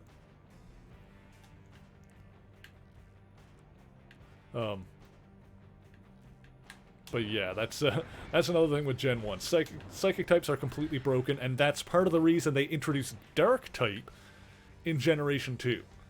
The whole reason that Dark type exists is to balance the fact that Psychic Pokemons were completely busted in the first game. And for those who are not familiar, Dark types were a new type of Pokemon they introduced in the second game, who A, do double damage against Psychic types. Dark attacks are double effective against Psychic types. And B, Psychic attacks are completely ineffective against Dark types. So, a Dark type can take a Psychic to the face and not even blink, and do, like, extra damage to Psychic types. Like, the whole reason they exist is because Psychics were busted, and someone needed to take them down a peg. Psychic is the pre-fairy dragon of Gen 1. Oh, yeah. Like, dragons were supposed to be the, Oh. Sorry. Are you an AIM, dude? What are you... Or are you just in a hazmat suit? This looks like an... I think he's just supposed to be a guy in a hazmat suit, but he looks like an agent of AIM, just like kind of randomly here. Like, are you in the right game, dude? Alright. He's not even fighting me. He's like, I'm not even supposed to be here today. Oh, here we go. Yeah, Psychic is weak to Dark, Bug, and Ghost, because they're all common fears. Yeah, these are just lab techs. Always have your Umbreon ready. Yes, exactly. Okay, who runs this facility? It's a privately owned company, but we're under government contract to manufacture the Sentinels. I don't think MODOK is in this game, but that would be awesome. It would be awesome if these guys turned out to be AIM, just like working for the government. Who's your government contact? I cannot tell you. He'd kill me. Would you rather take your chances with us? I mean, to be fair, the developers of this game did go on to make Ultimate Alliance 1, which has MODOK in it. So, you know, he might not be in this game, but he ended up being in this series. Kincaid, General Kincaid is the operation director. Because the Ultimate Alliance games are basically a sequel to the X-Men Legends games. Ultimate Alliance 1 is certainly a sequel to them, because it's, like I said, same developer. Kincaid, he's the creep that was running the Weapon X facility in Canada. The Sentinels must be a part of Operation Vigilance. Avengers... Oh yeah, I did hear about that the Avengers game is getting an experience nerf. That's so dumb. Square Enix is dumb with that game. Oh my god. I still, like, I own that game on the shelf. Like, eventually we're gonna get around to playing it on the channel. I've never spent, like, I bought that game used, off a person for $30. I'm never spending another dollar on that game. I'm not, if there's free DLC, I don't even know if I'm that concerned with it. I'm just gonna play whatever the story mode campaign is in it. I have, like, no interest in whatever live service stuff they tried to cram into that. I'm just gonna enjoy the short campaign for whatever it is. What is Kincaid doing here? He recently ordered a new Sentinel model into full-scale production. Yeah, that's just a weird thing, though. It's like the experience. Like, we're gonna make it so players earn less experience. That's gonna be fun. It's like, F right off. That's so dumb. Just have to track him down and get him to rethink that order. Where can we find a guidance system sensor and a navigational controller? In the construction core. What's security like there? Oh, are we gonna see Master Mold or something, I wonder? It is not heavy, but People think the game is gonna go free to play? Interesting. If anything, they should buff the experience rates. Yeah, I mean... Like, obviously there's a way to balance that. I hope to God they don't, like, try to sell, like, experience boosters or anything like that after doing that. But, oh man, I don't... You should never, like, lower the experience rates, right? Like, that's only going to make people angry. That's literally just making the game grindier. Why would you want to make the game grindier? I guess because they want people to play it forever, but they're not going to play it forever. They're going to get bored and stop playing it if it's too grindy. It's going to have the opposite effect. Not heavy level of severely damaged when Magneto escaped. Destruction set loose several early prototypes of the Sentinel that was just put into production.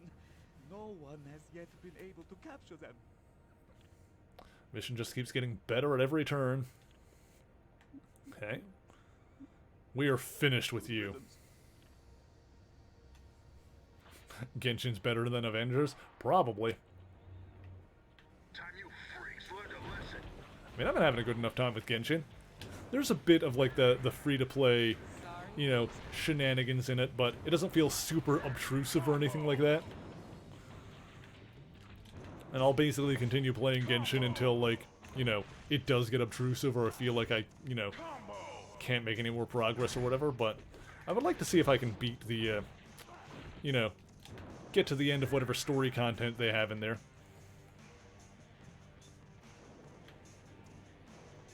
Both don't have finished stories, but at least Genshin is free to play and more player friendly. Yeah, like I said, I'm having a good enough time with it. Let me see. So I need to take this guy out. Like I said, I'll play it until I get to the end of whatever story content is there. Probably come back when they add more or whatever. There we go. Then again, I'm playing it at a pretty relaxed pace, so I don't know if we'll see if I catch up to what the developers have added to the game or not. Sleep. Basically just kind of playing it a couple hours a week. What level am I at? 28. Oh. Let's get the zappies.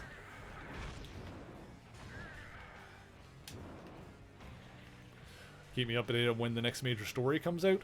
I mean, yeah, I mean, it's good to know, like, when that stuff is dropping, I suppose, but, you know, more so, like, if I stopped playing, because, like, if I ran out of story content and stopped playing, then I would, you know, then I would definitely want to know when more was coming.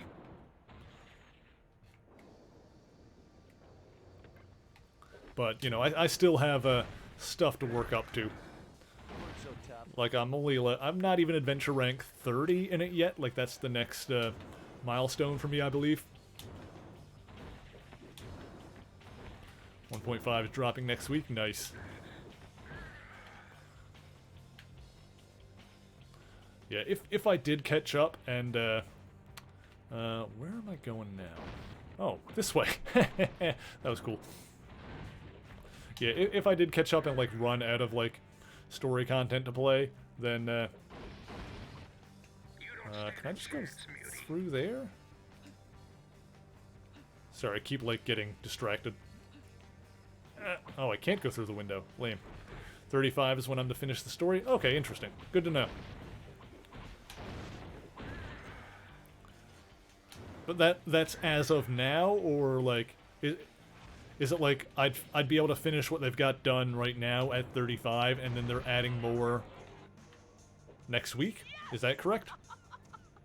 Yeah. Can I level up?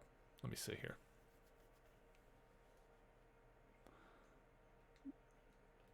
I'm just gonna auto Wolverine at this point. I'm gonna auto Cyclops. Adding another event next week? Yeah, okay.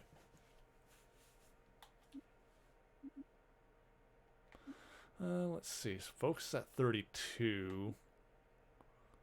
Let's do that and that.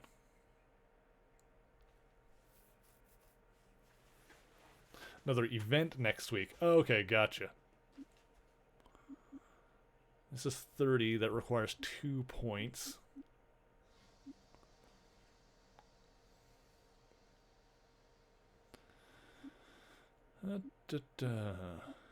Leadership is up all the way. I'm just going to put one more into Lightning Rage, and then I'll save the other point for the next level so I can get Legend Lightning. That sounds cool. I'm only one level away from that.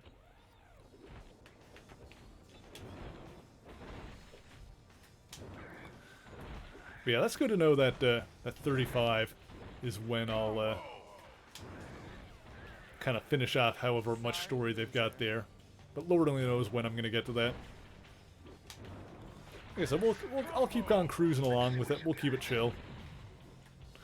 If it gets to a point where I run out of story and I need to, I will either take a break from it, or we'll just, you know, do more like world quests. Because that's the thing, even if I run out of story, I've still got like a huge pile of like world quests to do in it.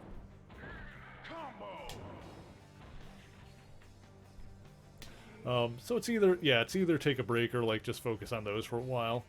But even if I run out of stuff to do, then, you know, I can just, you know, dedicate something else to that slot on the channel for a while, and then when I finish whatever I'm playing instead, I can check before I like decide what to play after that. I can go back and check and see if Genshin has like new stuff added, like basically whenever there's like an open slot on the channel. There'll be story quest after we finish the main stuff. Good stuff. And basically, I'll keep cruising along with it for as long as it interests me. But for the moment, I'm still having a good time with it. That's the important thing, right? Oh god, hang on. What? I zap you all.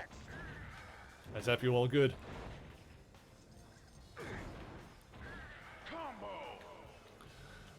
Yeah. The important thing is to have fun. Also to save your game, which I'm going to do right now.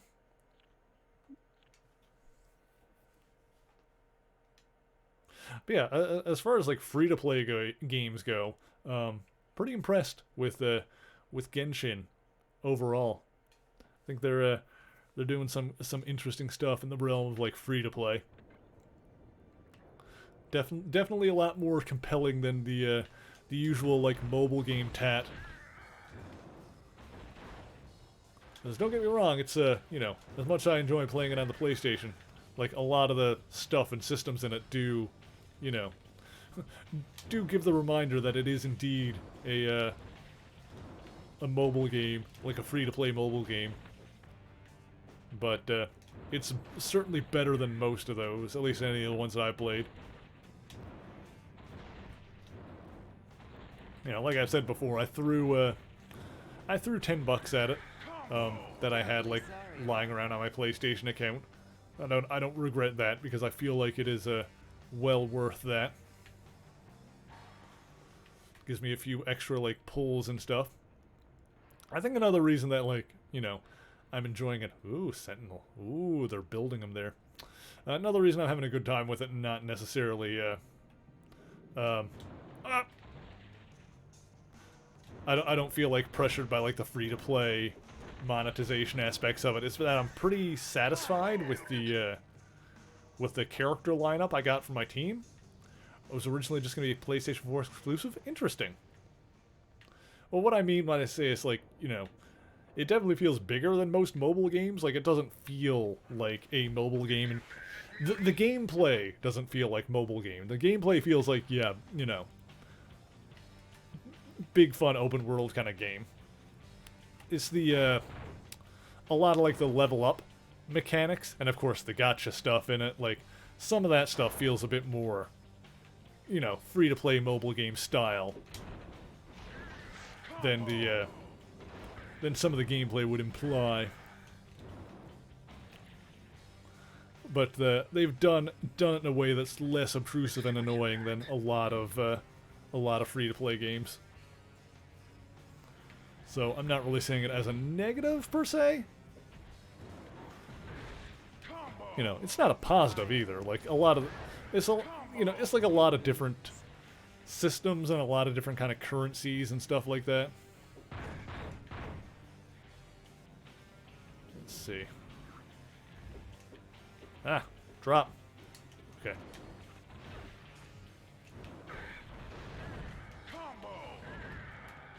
But yeah, it just kind of is the way that it is.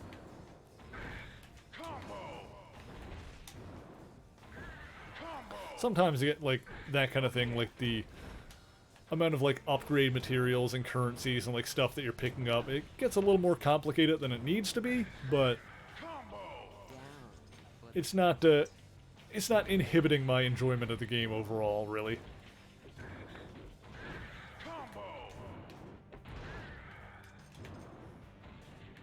We will see if that continues to be the case.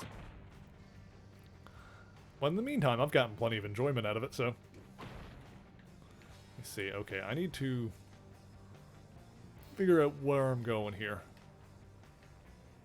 Oh, is this just... Hang on. Okay. Oh, wait.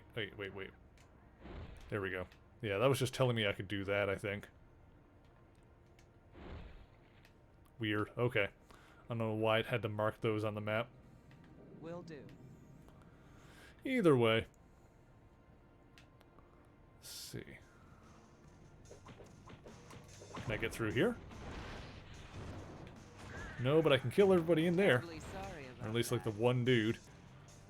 Can I not go through this window? I really can't, huh? Alright. Oh. Can't break this wall. Looks like I need to come here from the other side, probably. At least I can clear out these guys without going in there. Storm wins again, I guess.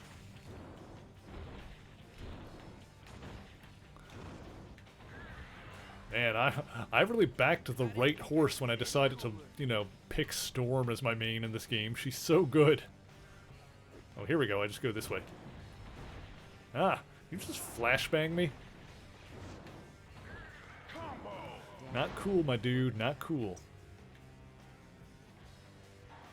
Can you see my skills? Sure, I'll show what I've got with Storm going on here. since you are familiar with the game, I shall elaborate. So, yeah, for the stats, like, I've put a lot into focus, so I could use my abilities a lot. I made sure to put, like, a bit into the defensive stuff, not as much into strike, because I don't care.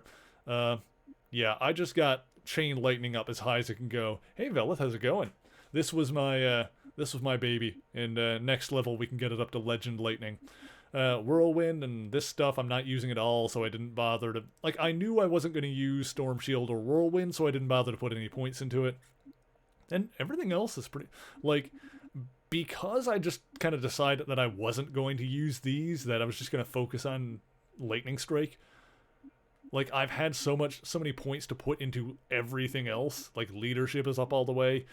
Critical Strike I haven't really done a lot because it's for melee attacks, which I don't really use. I should probably put more into flight. I could. It's not really a big deal, but I rarely ever use the flight. But I should probably use it. Jakester wants a random page. We'll do that actually now. This is a good time. BS Velith, hello. Thank you for joining us. I hope you're having a good day thus far. Jakester wants a random page, so we shall do that. Let's see. Well, since we're playing X-Men, let's go for an X-Men page. I got one of those on my thing here. So the way that we do the random page here is I get like a random selection of comics using the Marvel Unlimited app, because if you don't know, you can actually just get the app to give you like 6 random comics.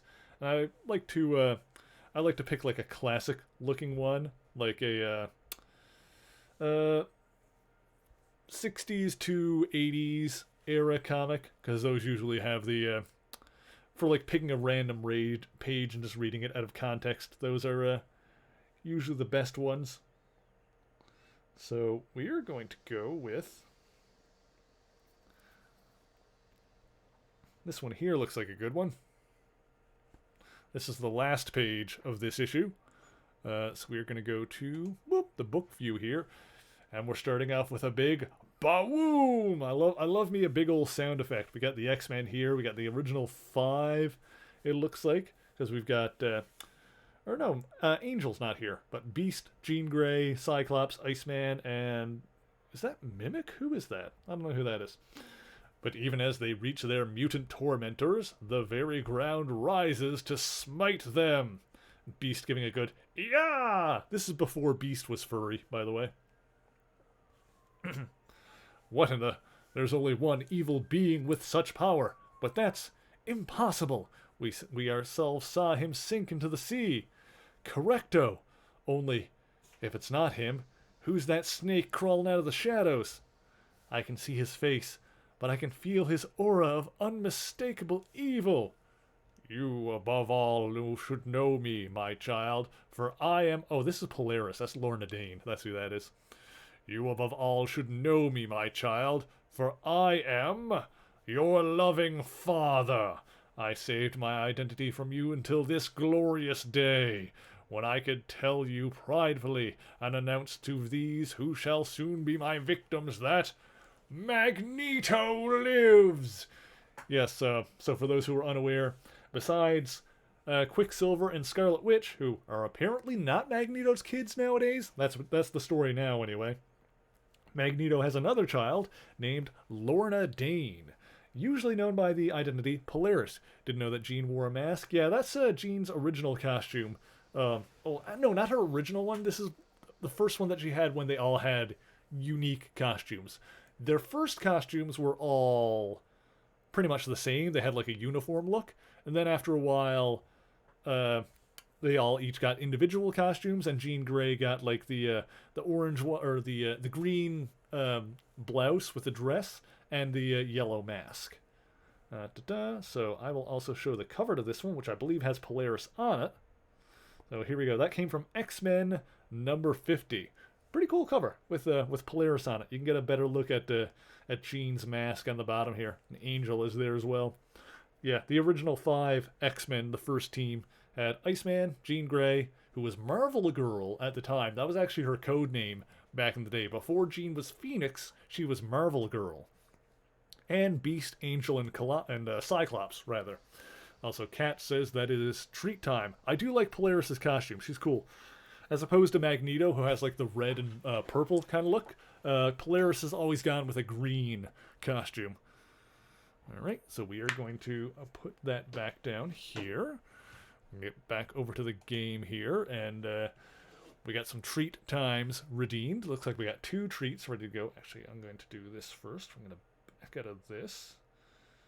And then, whoop, I'm going to... There we go. Okay, this is good. Alright, our cat's around. Xanta's there. Hey, buddy. You want a treat? Razzle! Going to sleep? Alright, sounds good, kitty. Is that free? Is what free? Sorry. If you're talking about the Marvel Unlimited app, which I use on my tablet there, it is a subscription service. Yeah, Marvel Unlimited. Yeah, it's a subscription service, so you have to pay like a certain amount per month or per year. But then you get access to most of Marvel's library. Almost everything they have available digitally is up there, except for like the newest stuff. But even new books, like brand new comics, will go up there 3 months after they first release. So... yeah, it's like a Netflix-style thing. You too, kitty. Hope you have a good sleep. Thank you for hanging out. It's like a Netflix-style service for comics where you get, like, most of Marvel's library, and new stuff goes up there 3 months after it's released, which is pretty good. It used to be 6 months, I think, but they actually lowered the window on it, which is cool. It's how I've been doing most of my reading lately, because, you know, at this point, me relying totally on the channel for income, I don't really have a lot of money to be like spending on like getting stacks of comics or getting like a lot more books lately, so I've been using like the subscription service on the app, which is pretty cost effective. If you don't mind reading digital, it's a good way to go about it. Does DC have an equivalent? I think they do. I don't know the name of it offhand because I don't have that one. I do. I'm pretty sure DC has one. And there's actually a, I think there's a similar thing that Viz has for like Shonen Jump. If you like manga, there's like a Shonen Jump app. I think that one is pretty affordable too as well. Yeah, so we're going to get back into the game here. Xant has not... well, Xant is kind of like lying in his bed, so maybe the cats will come over. They will get those treats, don't you worry. But, yes, they may not want them right this second.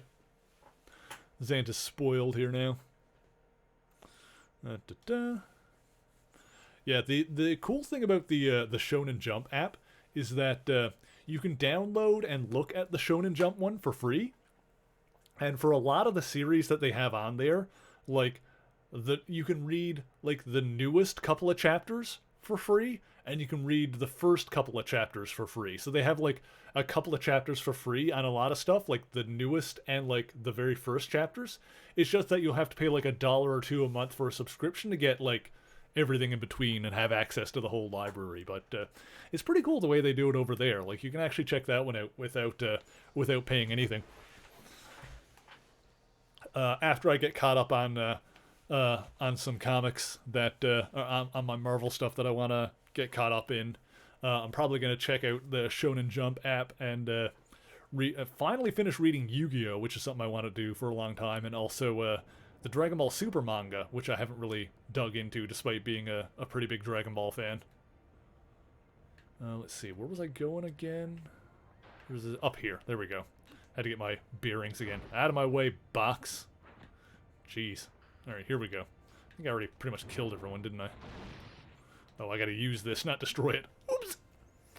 I almost zapped it. Alright, we're doing good. I'm halfway to my final level of my big zap, which I'm pretty excited about, I gotta say. I think that's gonna be pretty dang rad. But yeah, for like comics and manga and that kind of thing, there's some good options for reading them digitally. I think even like Comixology, which is like an all-purpose comics app that you can buy a lot of digital comics on. Like, they've got a Comixology Unlimited option, but I'm not sure how complete that is in terms of, like, what stuff is on there. I just know that there is, like, Marvel stuff available through both Marvel Unlimited or Comixology Unlimited. And it might just end up being the same stuff, I'm not sure. Like, everything I want to read is on Marvel Unlimited. I think they have, like, the full catalog. I don't know if Comixology Unlimited has as much stuff or not. But it is another option for people looking for a digital comics subscription service. Which, hey, I mean, if it keeps the industry alive, and I mean, it's good deals. I used to be more against digital comics, but, you know, partly as a cost-saving measure, I've gotten more into it lately.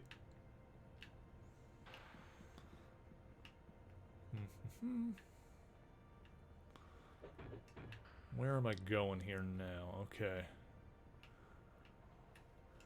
Let me check my actual objectives here. Oops. I went to the character menu instead of the objectives one.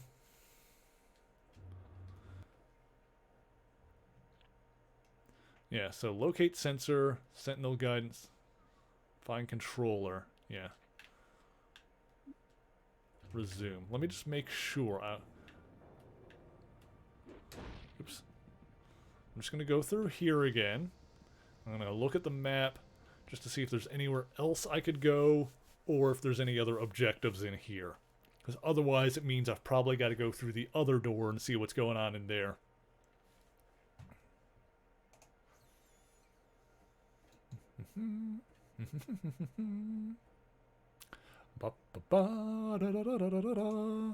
Okay, cool. Excuse me. I need some water, actually. Oh yeah, there's another objective. No, that's... Never mind, that's not an objective. That is the save point. Yeah, so there's no objective in here, and it looks like there's no other...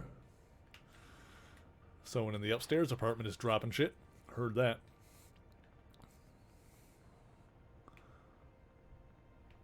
It looks like there's a place on the map that I haven't been to, so I'm just gonna double check. Because I don't want to, like, start going back through earlier areas unless I know that's where I'm supposed to be going.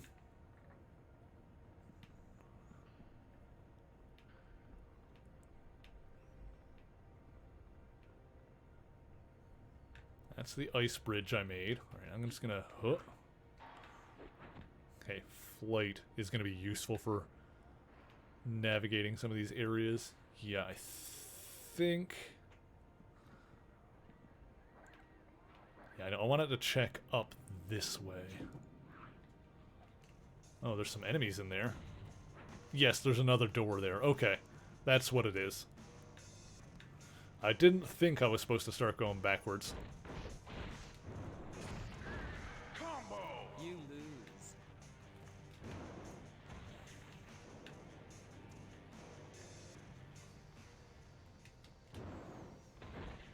I zap you all. There we go. Oop, that's one way to open the door. Hey, Dorino, how's it going? Thank you for joining us. Just in time, just a couple of minutes away from the marble drop. Here we go. Alright, I'm really glad I came back through here. Actually, I'd like to get the Pokemon Adventures Yellow set at some point. Ooh, nice. I haven't really, that's one thing about Pokemon I've never really looked a lot into, is the manga stuff. The most I've seen of it is, like, back in the day, and, like, by back in the day, I mean in the 90s, I believe, they released some, like, comic book-sized translations of the Pokemon manga, of some of them. I think it was the Pokemon Adventures manga, if I'm not mistaken. I just remember seeing, like, some stuff that was, like, way more brutal than anything in the anime. Better luck next time. Like, I feel like I remember seeing a Charizard fight that was, like, really brutal. Like, I think it was a fight between two Charizards where there was, like, significantly more biting and blood than you would expect from a Pokemon thing.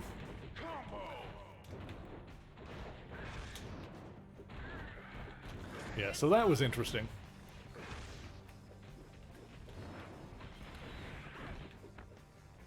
One thing I've always wished, or like I kind of wish, is that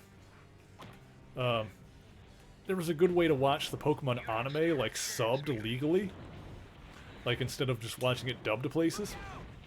Because, like, for example, the Yu-Gi-Oh! Anime, which I haven't watched all of, but I've seen a bunch of it. Like, I've watched a bunch of that in Japanese.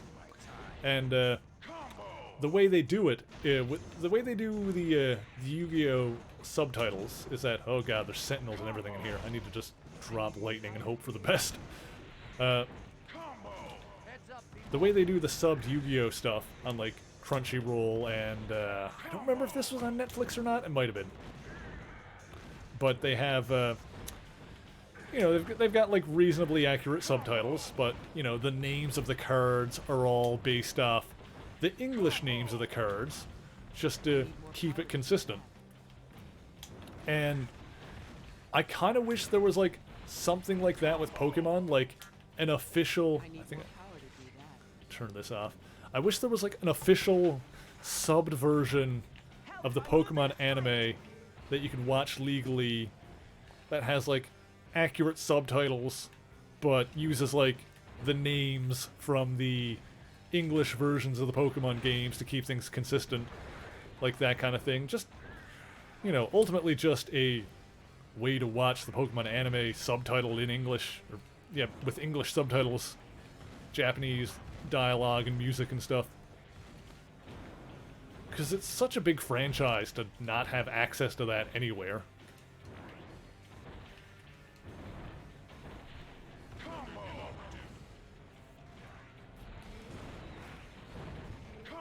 It's so weird that they've never done it.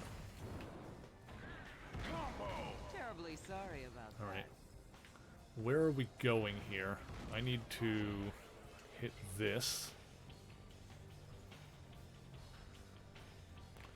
I think I need to turn all this stuff off. There's another thing somewhere. Here we go. Oh. Oh, Storm died? Gosh dang it. Alright, this is fine.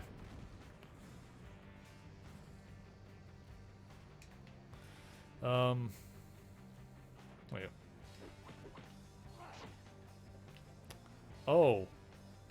Do I need to meld? Hang on. This could be a thing.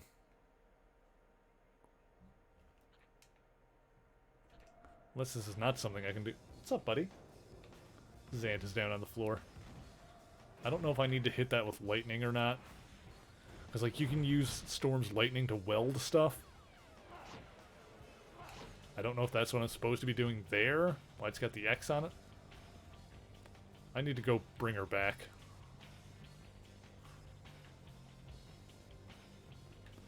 I think. I don't know. Oh, jeez. Last time I elected not to go revive Storm, I regretted it so much. So, let's not repeat our mistakes. Let's go back and get Storm back.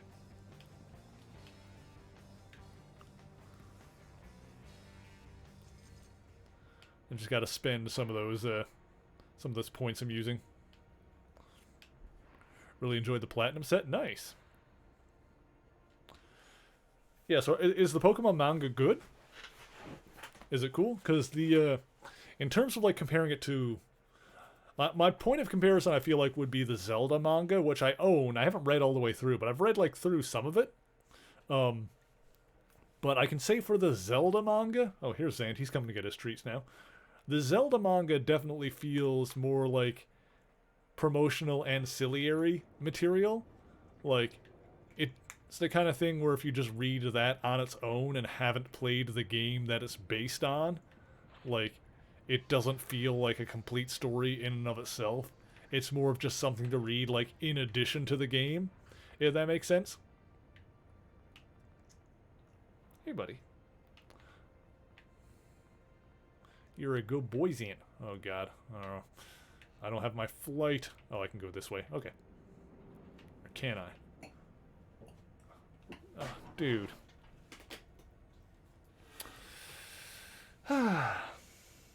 You just horked a hairball.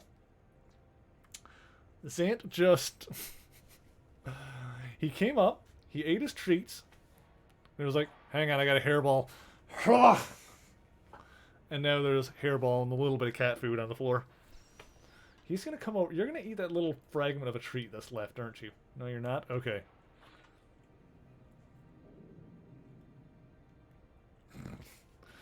God damn it. Look, I ain't a big fan of standing around. Wolvie, I got issues. Nanners! Fine. No, I'm not... He just vomited. Fine. Fine. Only because he just threw up the last one. It was a hair... It wasn't like a sick thing. Don't do it. Alright, I'll hang on to it for him. I'll give it to him later.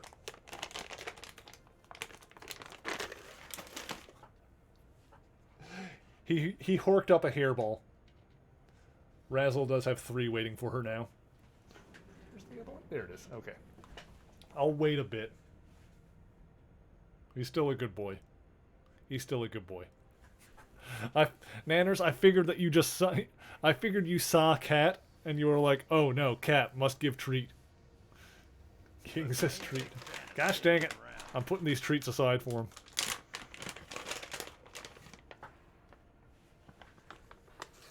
There we go. Put the treats aside. Razzle hasn't gotten any of hers yet. She's going to get 4.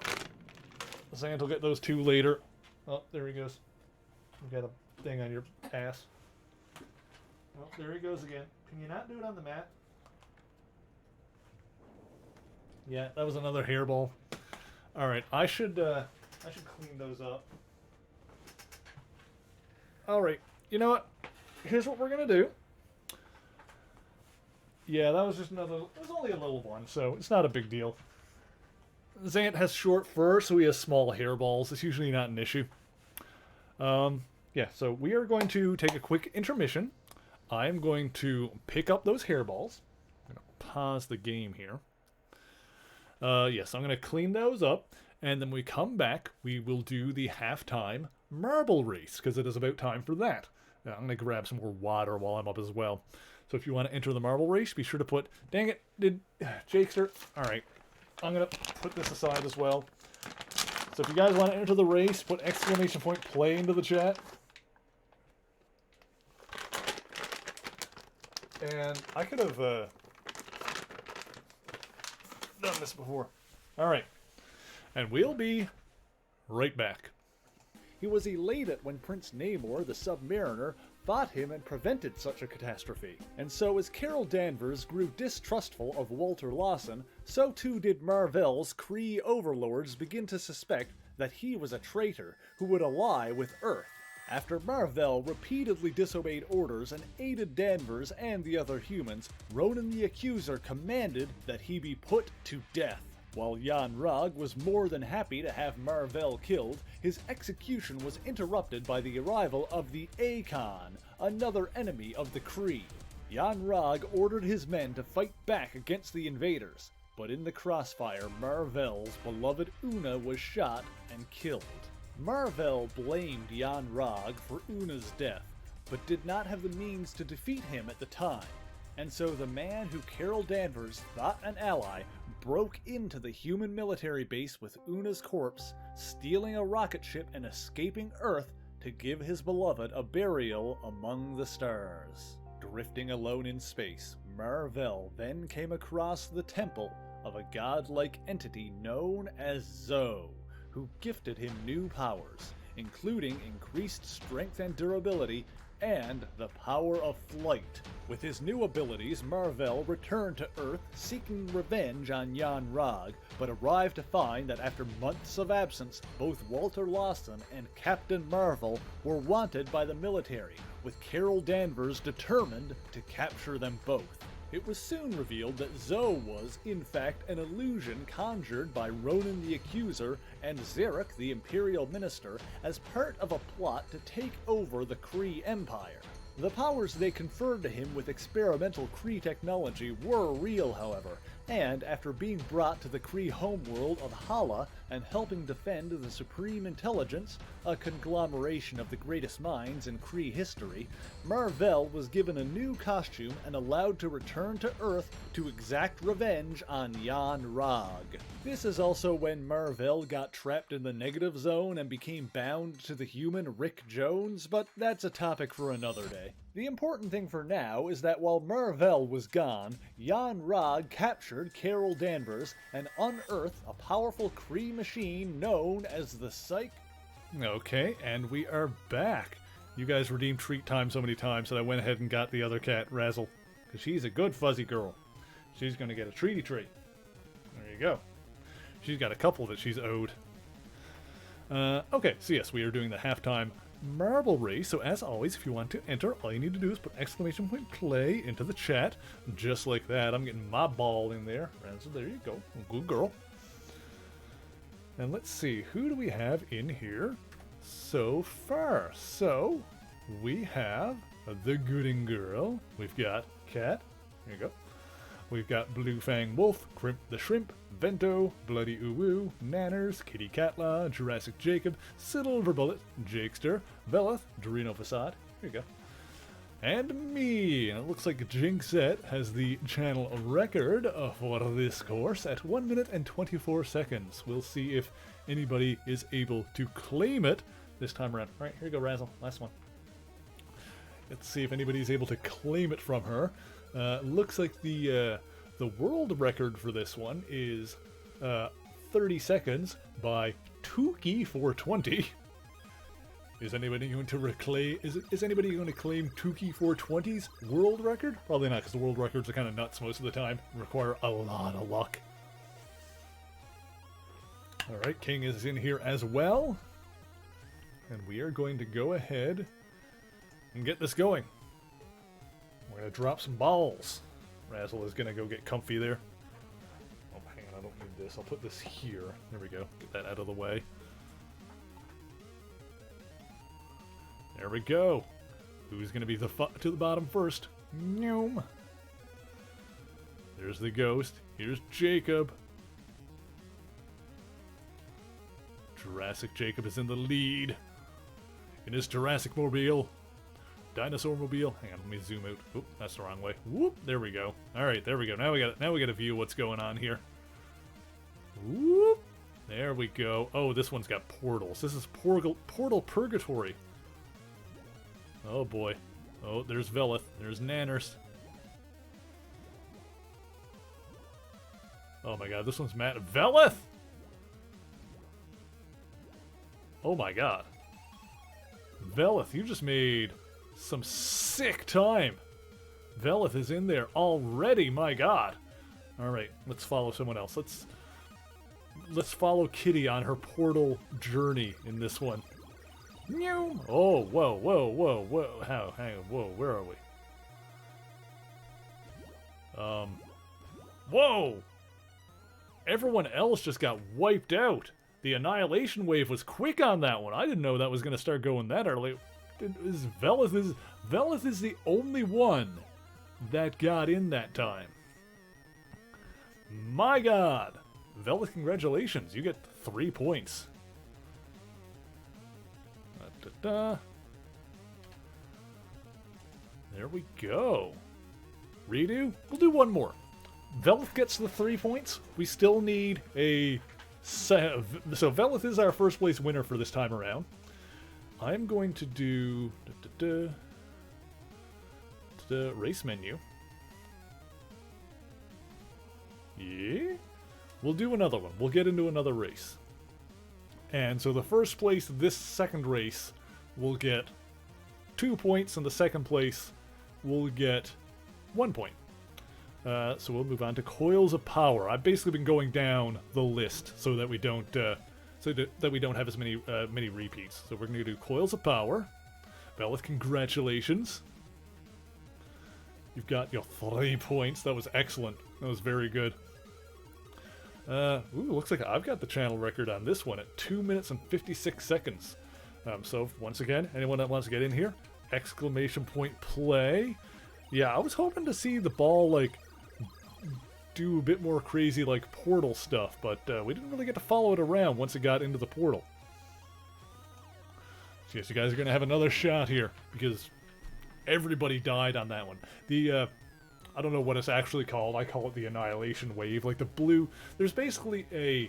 You know, once the race has been going on long enough, there's, like, a blue wave of energy that, like, washes through and basically destroys anybody that's taking too long to finish. Usually it takes a long time for that thing to start. It's basically just there to make sure that the tracks don't go on forever. But... Are you and Blue in? We're doing a second race, actually. So, unless you entered just now, you're not in. We're doing a second race because everybody died in the last one except for Velith. Yeah, normally the wave of destruction takes a while to start because it's just to make sure that the races don't last forever. But, yeah, in that one, it was like very quickly in. We'll just wait and see if Blue wants to get in on this one as well.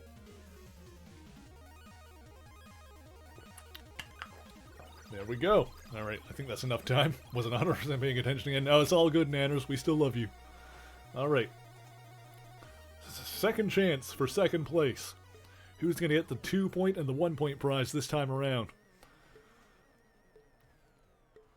Let's watch someone. Let's see. What happened the first one? So, Velith got to the end really quickly, and then no one else got there. You had a cat begging for attention? Understood. That's very understandable. Yeah, no, no one else got to the end, and then the Annihilation Wave started really quick, and everybody else died. So we had, like, one person that survived that entire last race. Who's going to be the first one down the hole? Who's going to be the first one in the hole? Who's getting in that hole? It's going to be Jacob, Blue, Cat, Velith, maybe, Dorino, Cat. I'm circling around. Everyone's circling the drain on this one. My God. Someone get in there! Someone get in my hole! I don't care who, just get in. Let's get this track going. Oh my God. I hate it when you're trying to flush and this happens. Are we stuck on the drain? The Annihilation Wave is going to start coming while we're all... There we go. Velith and Vento are both through. So say the Annihilation Wave is going to start coming and wipe us all out while we're still in the frickin' starting area. Alright, Vento, are you going to make it? Oh, that looks like a portal. Where does that one go, I wonder? Let's just follow Vento on his journey. Easy, Tiger. I'm sorry. Please forgive me, Cat. You know I love and respect you. Vento is surviving. Oh, he's getting... Oh, watch it. Oh, no, he stopped. He stopped. Oh, everyone is stopping here. There's all these glowing blocks. Let's see, am I gonna get up ahead here? Maybe. I'm just chilling with Dorino here. Nanners is gonna try and make a go for it, but no, everyone is getting caught up. Oh, but Blue might be... Oh, no, Cat is over here. Cat is cruising along. Cat is in a completely different part here. Is Blue ahead? No, well, maybe. I think so. Oh, it looks like Blue might be in the lead right now. Oh, but there's some portals in the way. This could go wrong. This could still go wrong. We have to admire the jewels first? Exactly. Gotta stop and smell the jewels. Oh, careful. Oh, Blue, you might have this. Blue might have it, depending on if he falls in a portal or not. Oh, he got in there. Nice. Blue. Looks like Jakester is cruising along here. Is Jakester going to get in there? Oh, looks like Cat snooched in there first. So it looks like Blue and Cat getting that first place victory here. Let's go back to 9th place. Let's go back a little bit further. Here's Jacob cruising along. Let's check in with the crowd here. Oh yeah, everyone is just hanging out by the glowing rocks. Not that I blame them. Glowing rocks are cool. Now it's just the point of seeing if you guys are going to beat the Annihilation Wave here or not. Although, no, you're almost at the end, though. Yeah, no, you're basically there. There we go. No. Ooh. Oh, that's it. Oh, I think Vento died. I think Vento might have... No, Vento survived. Vento got in there. Nice. So congratulations. Everybody survived.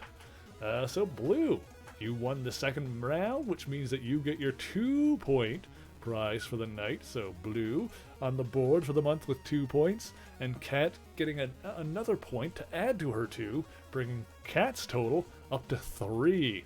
Very good. Thank you again so much to everybody for entering. Always appreciate you guys. Let's see here. Thought you were in this one. You were probably in the previous one. We had to do 2 races today because almost everybody died in the first one. Okay, so let's get back over to the game. There we go. Yeah, the first one went by real quick.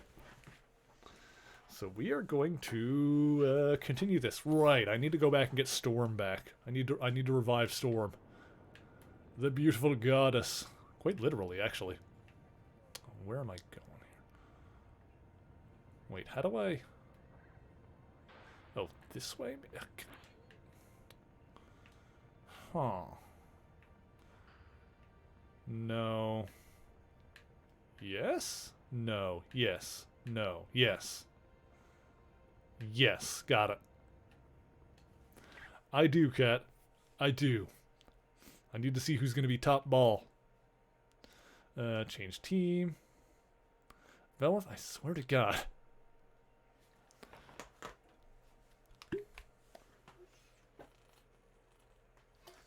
You guys love me and you know it. I don't know why, but seems like you do. I'm not going to question it too much. Storm, return to us. Revive, yes. Boop, get in there. Storm. Appreciate you, Velith. You guys got to keep me on track. Okay, perfect. This will do. I'll do a save again while I'm here, actually. Might as well. Oh, thank you, Jacob. I appreciate you.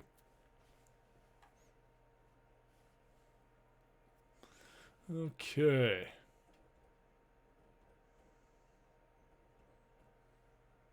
There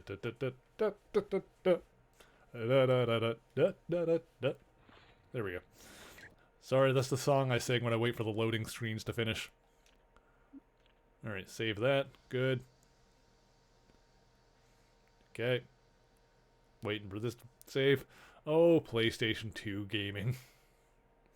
Oh my. There we go. The early days of gaming on disc. Right, Storm. Yes. I want Storm. Okay. Now we're going to get back where we were and see if we can cruise on through. Where do I need to go to get back there? Oh, thank you, Jakester. I can go up this way. Flying is useful. Oh, dang it. Is there a way to, like, just drop? I don't know if there is.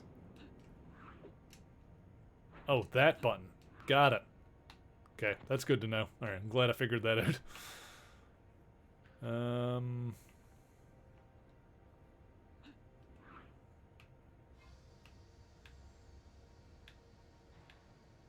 This way?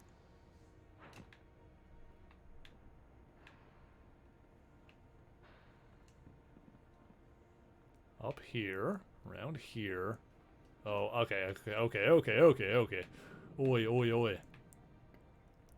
Here we go. This way, back through here.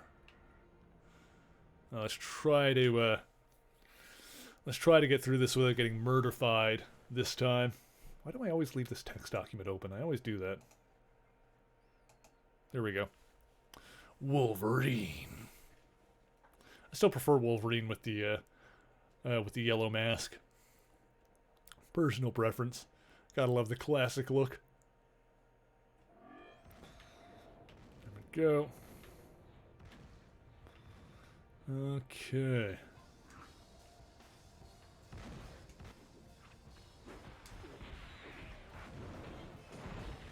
Go. Okay, maybe the thing I needed was up here, actually. No, wait, but I saw the door or whatever it was. I had the X on it. So I know it was down there. I don't know. Let's see. Sleep. Because there's enemies up here, so obviously I haven't been here.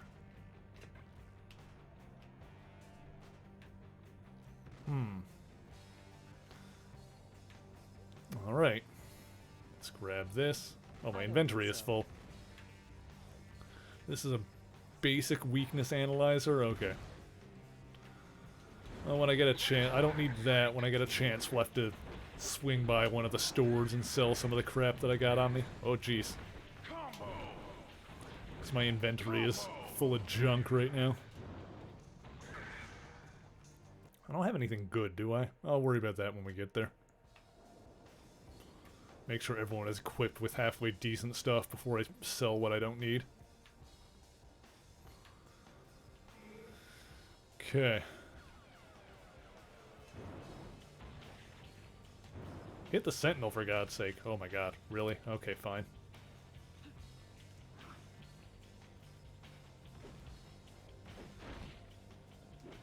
Well, this is open now.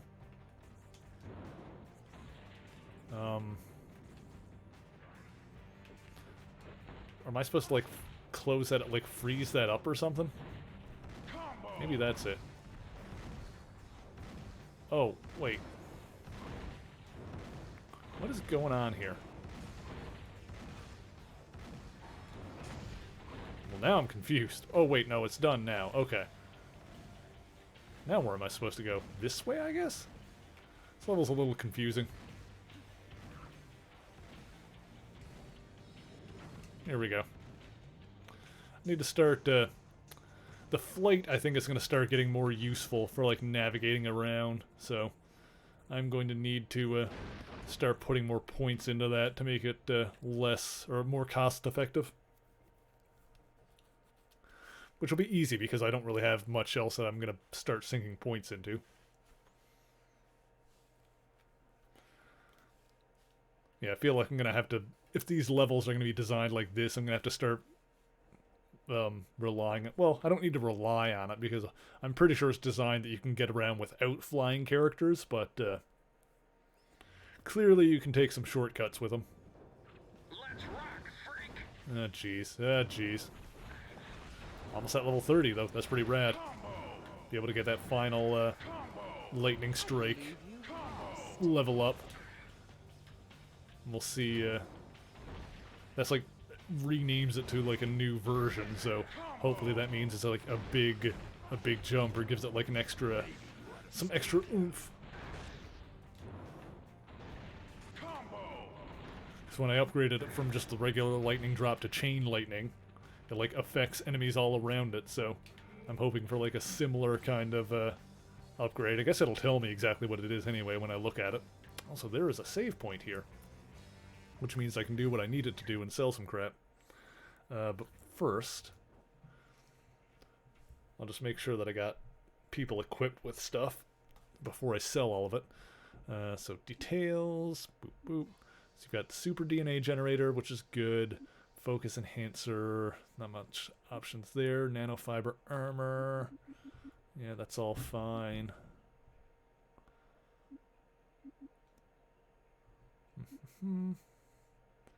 This is good. The inertial deflector would be good wood for Wolverine. He's got that already.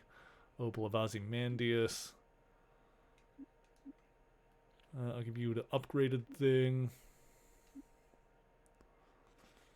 Yeah, that's all good. Do I have another upgraded one? No. Yeah. I'll leave that for now. Also, Cyclops and Iceman need an auto level there, so do that. Then we'll go to the store. Visit Forge, why not? Let's see, current items. So yeah, we'll sell some of the stuff that I'm not using. So boop, boop, boop, boop, boop, boop, boop, boop, boop. Pop, pop. Da da da da. +3 focus.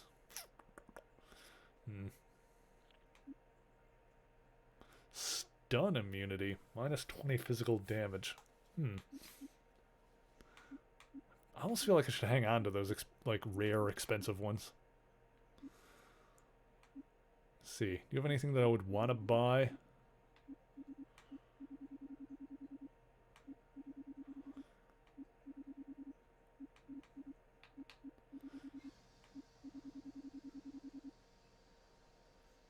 I want to see damage.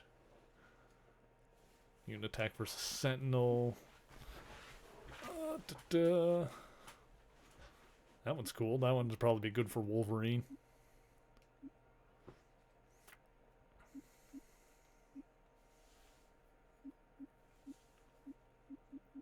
I think for now, all I'm going to do, though, is I'm going to get the... I'm just going to upgrade some that Iceman has. You know, I'll get a nanofiber armor.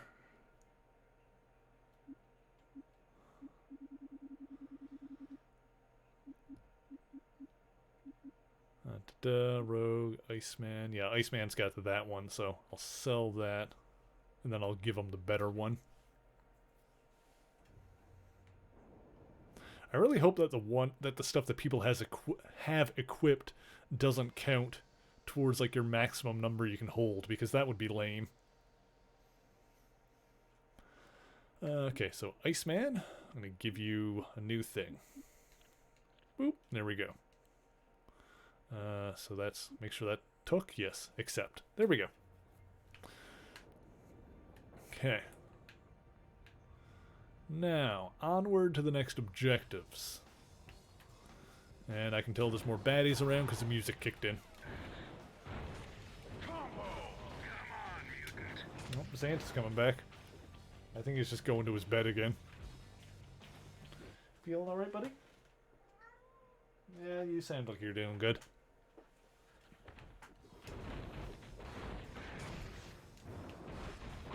I like how he talks back to me.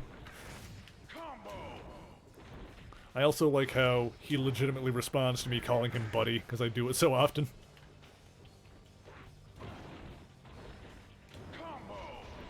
There we go. There he is, because he's my little buddy, isn't he? Yeah, he's getting up behind the TV there. It's a spot where he likes to chill out. Go. I believe you've lost. Xanth, what are you doing? You better not be jumping up on top of that box. He knows you're not supposed to be getting up there. Because you look like you're fixing to get somewhere you're not supposed to be. There you go. Now you're not. That's a good boy. I need more power to do that. Let's see. Zap that guy. Oh, I'm almost at level 30. There we go. Exactly on cue. Hell yeah, Storm. Storm's still one of my favorite X-Men. Her and Dazzler are probably among my top ones. Dazzler is like my weird one that I like, that not everyone has heard of. Storm is one of my favorites just because she's got a really cool design, she's beautiful, she's powerful, she's got great leadership skills, just all around awesome character. Let's see, Xanth, do you feel like you're able to eat your treat now? Do you want that, Xanth? I'm gonna lay that there for you. If you want to come down and get it, you can. Let's see. So, details. Xanth is just chilling there now. Let me see. So, Legend Lightning. Cast Lightning Bolt down on an enemy. Can weld. So, 200 to 250. 8 destruction, 60 energy. 250 to 310, 10 destruction. So yeah, this is just a beefier version of it, I guess. Well, I mean, this is what I'm using. Oh, and I still got a point left. I must have got 2. Oh, I think, yeah, every 5 levels you get 2 points to spend. I think that's the thing. I'll put another one into flight. I'll get that leveled up. 2 more levels, we'll get that up all the way.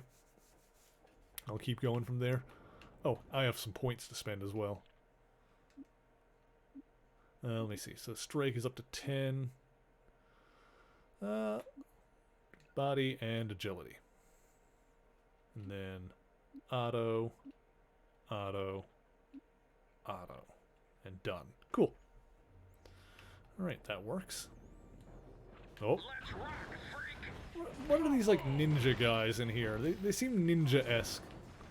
Yeah, the black guard, they're, like, dressed in black, they, like, jump up, and it looks like they throw, like, shuriken or something like that. They got, like, the ninja star things.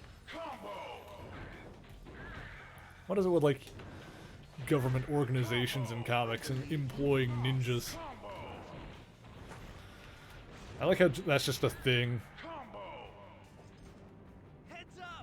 But I mean, you know, this is also the Marvel Universe where, you know, S.H.I.E.L.D. and various government organizations also have legitimate psy-ops, like psychic operatives, divisions. Just because it's, like, accepted as, like, a thing that does exist, so... Terribly sorry about that. I zap you. I zap you all. Energy resistant. How dare you resist my energy?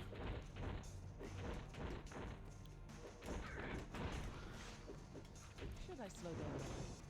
Yeah, no matter how beefy this thing is, we're getting to the point here where it seems like the energy resistant enemies are so resistant against energy that I might as well just punch and kick them. I think that's still doing more damage to those guys than the lightning drops. Oh. I think that one might be energy resistant too. Sentinels probably not. There we go. Sentinels are pretty susceptible to my psychic blasts. Not my psychic blast, my electro blast. They are resistant to psychic blasts because they got the mental resistance. Let's do this. There we go. Have not been doing that enough today. You lose.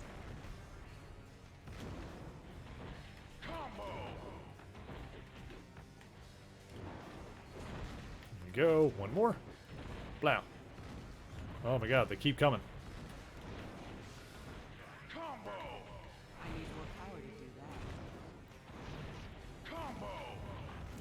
I think I might just be... Yeah, when it's got like the... Oh yeah. When like the objective is on the wall there, of like where the sentinels are coming out, I wonder if I'm just supposed to kill all the sentinels that come out of it. Like, is that all I'm supposed to do there? Or is there some other trick to it? Or are sentinels just going to keep respawning infinitely? Because if they are, then I'm just going to keep farming experience off of them. And I'm going to be like level 200. Yeah, I don't know if they spawn infinitely here or not. It says that I've got an objective here. Yeah. Maybe I'm supposed to do something else here. Like, there's another objective over here. Is there another thing I'm supposed to do first before I try and take them out? Ooh, okay, how do I get in there? Oh, this way works. Or does it? No, hang on. Hang on.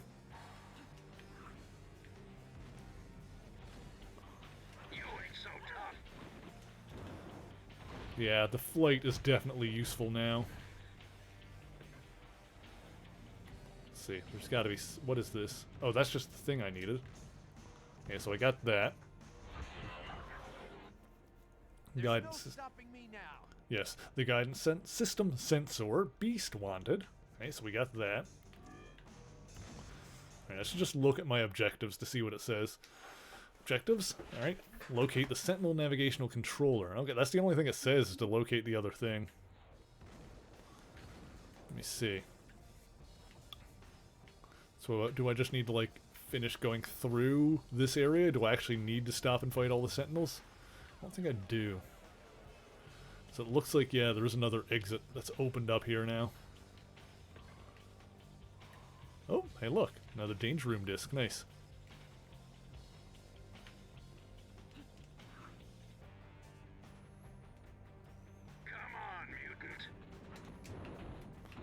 You're energy resistant. Hang on.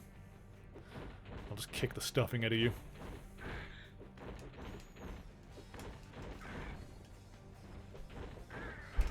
There we go.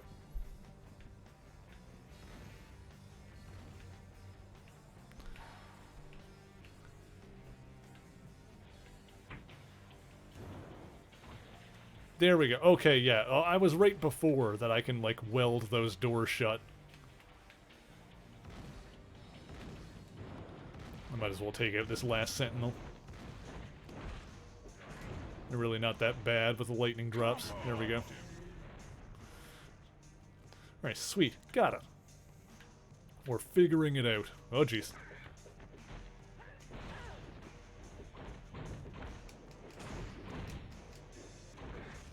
I smacked the crap out of you, my dude.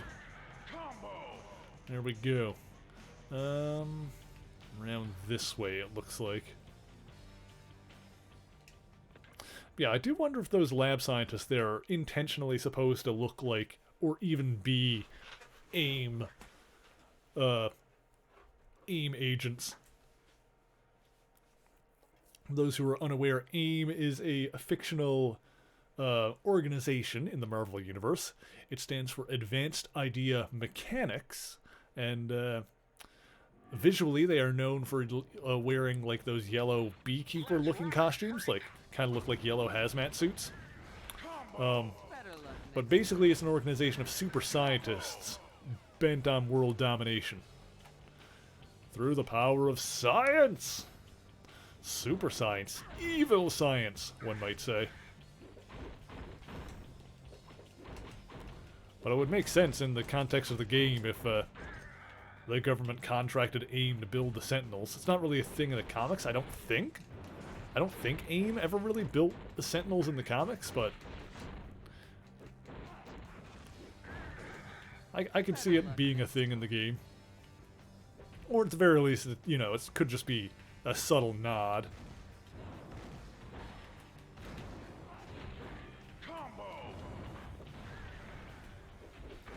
Go.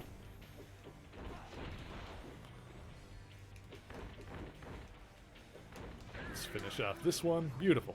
Nope, Sentinel. Sentinel! Terribly sorry about that. Yeah, so I'm pretty sure the name of the guy that invented the Sentinels in the comics was a dude named Boulevard Trask, who I don't believe is affiliated with AIM. I don't think. But I mean, with the way that stuff gets like retconned in and whatnot, then, you know, who knows. Bah! There we go. Oh, there's the other thing that Beast needed. Just beat the crap out of this guy first.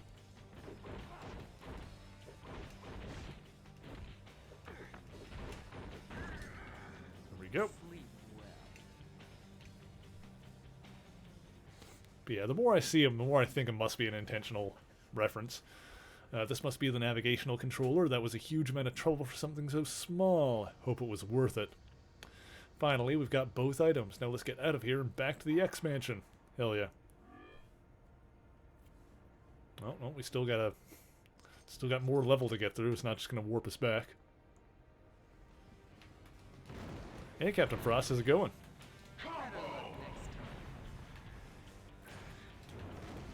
Built by Trask and then Shaw. Shaw built the Sentinels at some point? I know that, there was another dude, there was Trask, and then I think Trask's son took over at one point, but didn't have, like, the complete, schematics and stuff. There was another dude in charge of something called Project Armageddon that was basically building Sentinels. I don't remember what his name was. I mentioned it in the Emma Frost video. There was another dude that was like building Sentinels. What is that? My god, there's a human melded to that machine. Mutant targets acquired. Primary objective. Annihilation of mutant life. Sentinel cyborgs. Alright. Yeah, there was another guy that was building Sentinels as a part of something called... By the way, hey, Captain Frost, I don't think I actually said hello to you today, but hello. There was a guy building Sentinels as part of something called Project Armageddon, and I know that the Hellfire Club was helping to back him. They were basically funding him. but that was before Sebastian Shaw took over. That was the previous White King. Project Wide Awake. Okay, so that was a different one. There was Project Armageddon, which was Stephen Lang, I think, was the guy that was working on that. That was partially funded by the previous White King. But then he tried to send the Sentinels after, like, Shaw and Emma and the mutants that were in the Hellfire Club. 'Cause he just wanted to wipe out mutants. So Project Wide Awake would have been something else after the fact then. That makes sense. Because I'm assuming Shaw would have been the Black King when he did that. Prototype that General Kincaid was rushing into production. Took control of it after the White King proposed it. Okay, yeah, that makes sense. Because I do. This was partly in the Emma Frost video. I remember that. Dr. Lang was the guy that was working on Project Armageddon, and the previous White King. Don't remember his name. It wasn't Lang. It was another dude. Not important. The previous White King tried to use it to wipe out Shaw and the other mutants in the Hellfire Club. Shaw destroyed the Sentinel that came after him. That's when Shaw killed the previous White King and took over the Hellfire Club and became the new Black King. So I guess, after that, he would have had access to whatever the White King was doing, and he would have been able to build Sentinels from there. That makes sense. Alright, we sussed it out. The prototype that General Kincaid was rushing into production. It's constructed entirely of plastics, no metal at all. Oh, Magneto's not going to be able to stop that one then. Also, I can level up again. Already, hell yeah.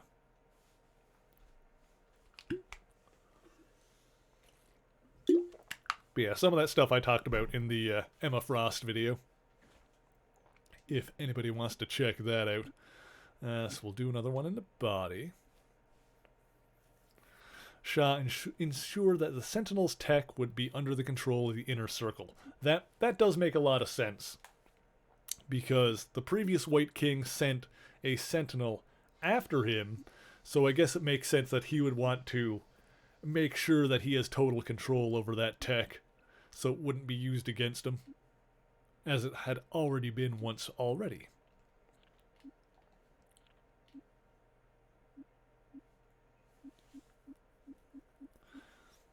Yeah, I didn't see stuff about Project Wide Awake or Shaw using the Sentinels when I was researching the Emma Frost video. I mostly just included the stuff about, him becoming the Black King, because obviously that was important for Emma's backstory and her becoming the White Queen. Let's rock, freak. Let's see. Whoop. Oh god, these guys are energy resistant. It's always annoying.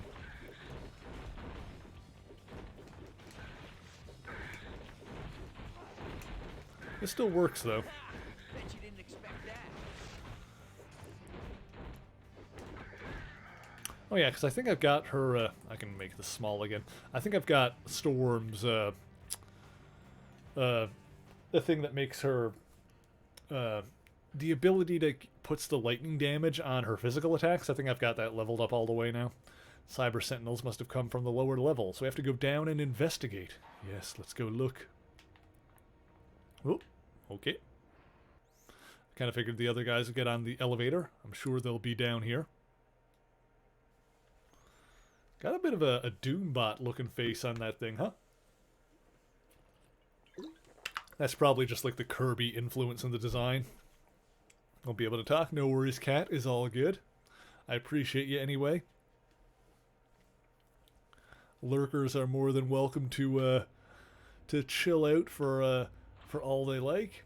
I always appreciate it when you say hello and stuff if you like to sound off, but nobody needs to be pressured into continue talking if they are not able to. And the energy resistant guys. Oh well. Woo! That was badass. Sorry about that. Shinobi Sean, the upstart sent after the White Bishop in Australia came through. Oh yeah, I remember that part. Yep. I remember seeing that. Oh yeah, so that was part of Project Wide Awake. So that was sorry, let me get my thoughts in order there. So yeah, when the upstarts sent the Sentinels after the other White Bishop, what was his name? Pierce, Donald Pierce. That was part of Project Wide Awake, yeah? Or the Sentinels were from Project Wide Awake, I guess. Okay, that would make sense, because that would be where they got those Sentinels. Because, yes, Shinobi Shaw, Sebastian Shaw's son, he was part of the upstarts, right? I feel like I remember that being the thing there.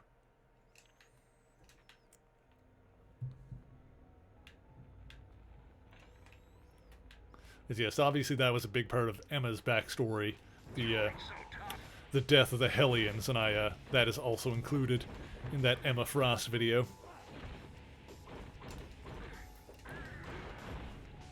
There we go.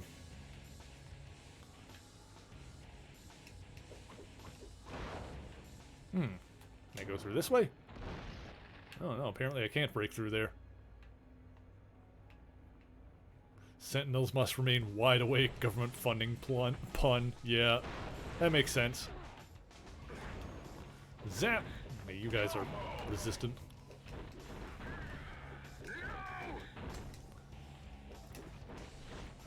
Sorry, the energy resistant dudes just make sure I gotta switch up my strategy a little bit here so it doesn't get too boring or anything. So that's all good. We can handle it. Just means I gotta, you know, not let my physical attacks fall too far behind in the points. You ain't so tough.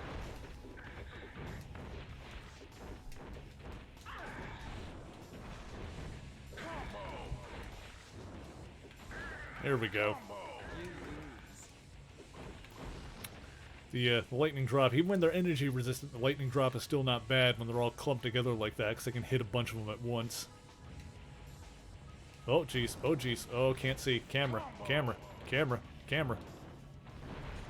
I need to move. Okay, hang on. There's a lot going on here.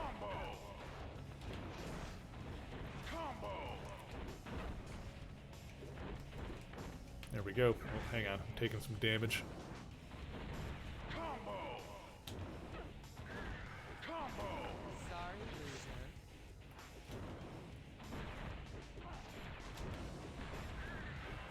Go. Just what I need. Are you done? There we go. Whew, that was a tough one. Let's see. I'm just supposed to be escaping from here at this point, yeah? Oh, god dang it. Hang on. Oh, that didn't take too much. Yeah, no, yeah, I think upgrading her, her lightning attacks here on her... upgrading the lightning on her punches and kicks made them actually decently beefy. Which is good, because then that'll work against, like I said, the energy-resistant dudes, or dudes that the lightning drop is not really effective on. That's kind of disturbing. This must be the next generation of Sentinels. Human hybrids. They're Centaborgs. Sentinelborgs. Nils. Whatever. Whoop! I am a silly bish, am I not? That's kind of nasty. Where are we going now? I can get out of this freaking hellhole. Oh my god!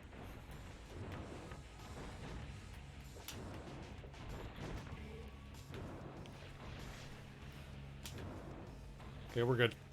Oh jeez, no we're not. There's still some more. We're almost good.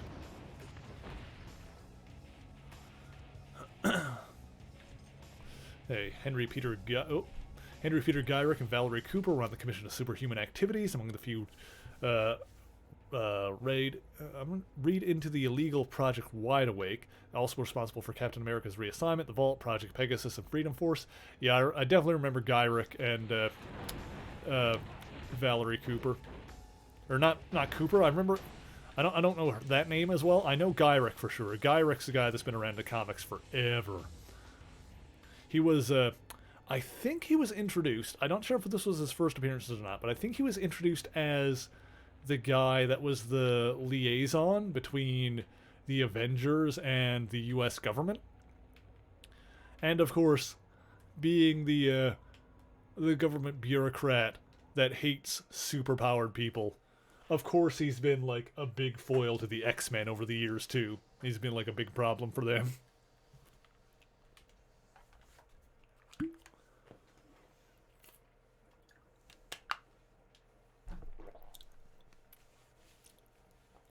I had the thought that in WandaVision, the character Hayward, Tyler Hayward, he totally could have been Henry Peter Gyrick if they wanted to make him that character. Like, that totally would have fit as like a role for that character, especially since like Gyrick was the co-commander of SWORD briefly at one point in the comics.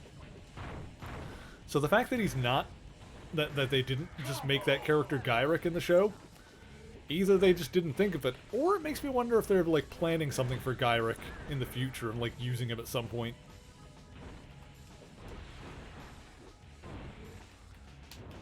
They also totally could have used like that character in Civil War, like Gyrick instead of Thunderbolt Ross, but I mean, Ross was already established in the MCU at that point. They got like the actor back for him, William Hurt, so that, you know, that totally worked, using Ross in that role. Which I never really thought about it. Ross kind of, you know, in the Civil War movie, Ross kind of fills Gyrick's role from the comics, but like I said, it totally works because that's totally a believable role for that character, and he'd been established in the universe already. Now let's save the game. Yes. Beautiful. Yeah, it makes me wonder if we're going to see him in the MCU at some point. He was in, like, the first X-Men movie briefly, I think. He was basically a cameo in that one. Hayward felt more like the late director of Weapon X, responsible for the World facility that gave the X-Men Phantom X and Eva. Yeah, I mean, there's been plenty of, like, you know, government types with ulterior motives kind of thing. Like, there are plenty of characters that have filled that kind of role. But yeah, I think I had the, oh, can I not go through here? I cannot. There's someone on the other side of there? There is. Oh, hang on. Olympia! How's it going? Thank you so much for that raid. How was your stream? I know you were playing some more Undertale, yeah? Demetrius Brodius, Yasmin 4, thank you for joining us. I hope you're having a good day. We are playing X-Men Legends on the PlayStation 2, and it's a good time. Right now we are raiding this facility that's building these killer robots. We managed to pick up the stuff that Beast sent us in for, and now we're just fighting our way out. But yes, you were playing Undertale. You were doing the genocide run. Did you do the thing? Did you beat the guy? I'm going to give you a shout out here in the chat as well, by the way.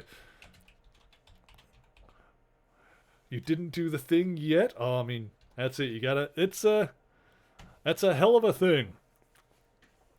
It's a hell of a thing to try to do. But I believe in you. It'll take some doing, but I think you can get it. There's a guy on the other side of this wall that I'm just going to keep dropping lightning on him. And that's not going to be a problem anymore. Well, there's two of them there. This is a good thing about playing Storm in this game, is that you can literally just drop lightning. And it's real good. I'm doing quite well today, thank you for asking. I've been feeling a bit...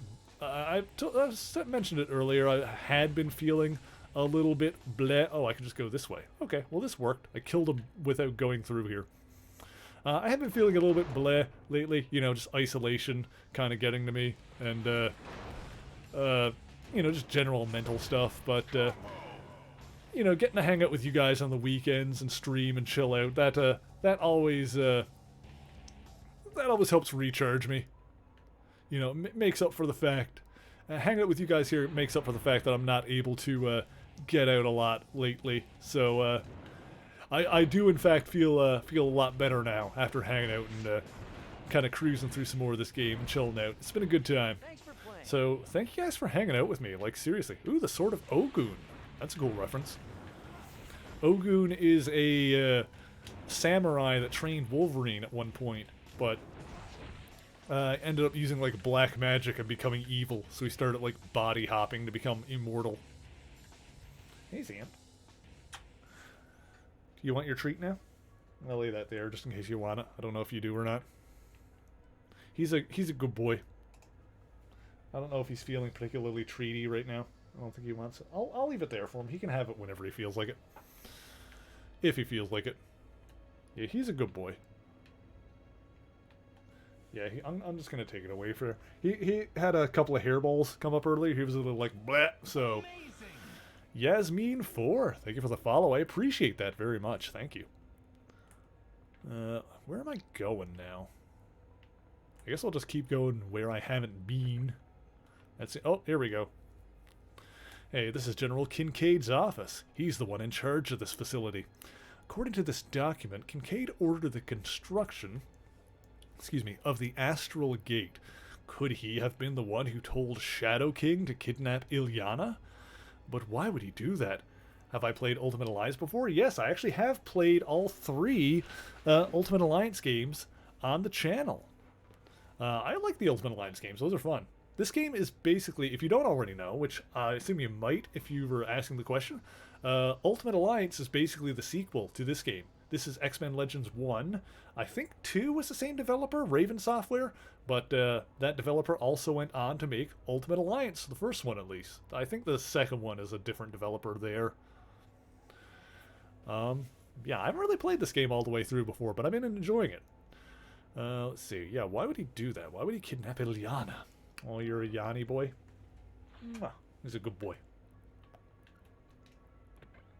Yeah, I played a bit of the second one. The Ultimate Alliance 1 is like the one of these games that I played the most of. You can see a lot of the shared DNA between them. Hang on. Hang on. Hang on. Hang on.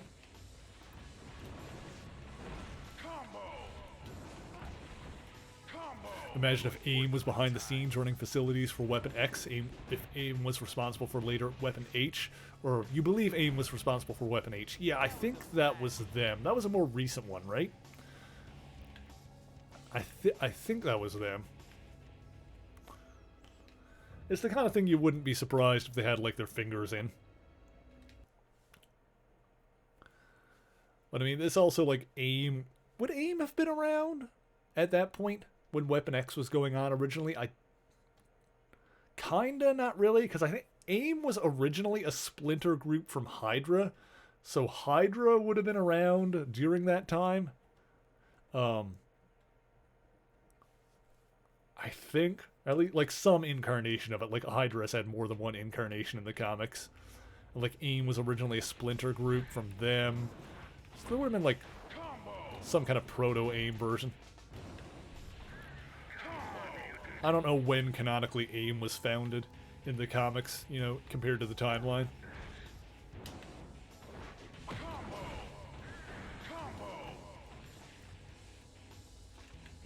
Let's see. And of course with the sliding timeline, it all gets a little muddy anyway. That's the thing with the sliding timeline, you never really want to worry too much about the specifics of how it works, because you're kind of not supposed to.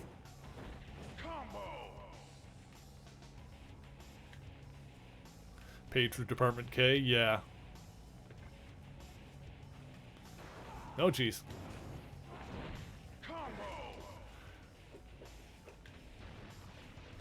How have you been doing marbles? Let's see. So today it was... we did 2 rounds of marbles today. The first one, Velith won and everyone else died, and so we did another one to determine who would get second and third place, and that was Cat and Blue. So, yeah, hit me up after. Oh, do I still have the thing open? Let me see if I still have it open here. Let me have a look here while this is loading. I'll tell you how many points you have in the marbles this month, Sammy. Let's see. You are not on the board yet, Sammy. You got to keep entering. You are not on the board yet this month. We do not have the points yet. For those who are unfamiliar, every stream we do a halftime marble show. All you got to do is swing by within the first couple hours of the stream, put exclamation point play into the chat, and yeah, at the end of the month we give away free gift sub. Hydra was fractured by Fury on Hydra Island. Strucker set up them to spread further. AIM have been around since the 60s. Okay.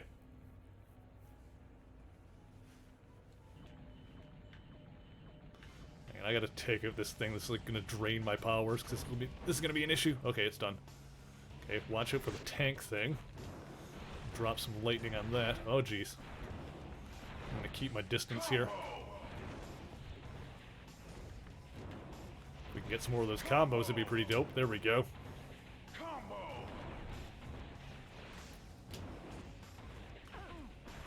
That's the other good thing about Storm's lightning drop attack, is that it seems like it's pretty good, easy to get combos off on it. Since I don't need to be, like, next to another person to do it. Gonna grab something to eat? Oh, absolutely, Olympia. You get that food. But thank you so much again for that raid. I appreciate you guys. Be sure to check out Olympia if you haven't already, because she is an absolutely sweet, amazing, beautiful person who deserves all the love and good vibes in the world. So be sure to check her out, and if you like what you see, tickle that follow button. Let's see, where are we headed here? Anything over here? Hidden secrets? Oh, a door! Oh, a person! Oh, he's getting hit by lightning. What do you know? Who could have foreseen such a thing to happen? Any more?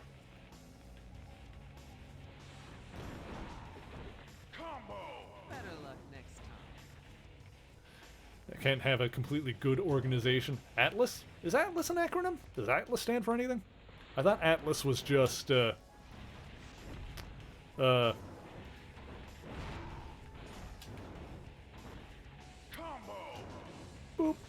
I thought Atlas was just Atlas.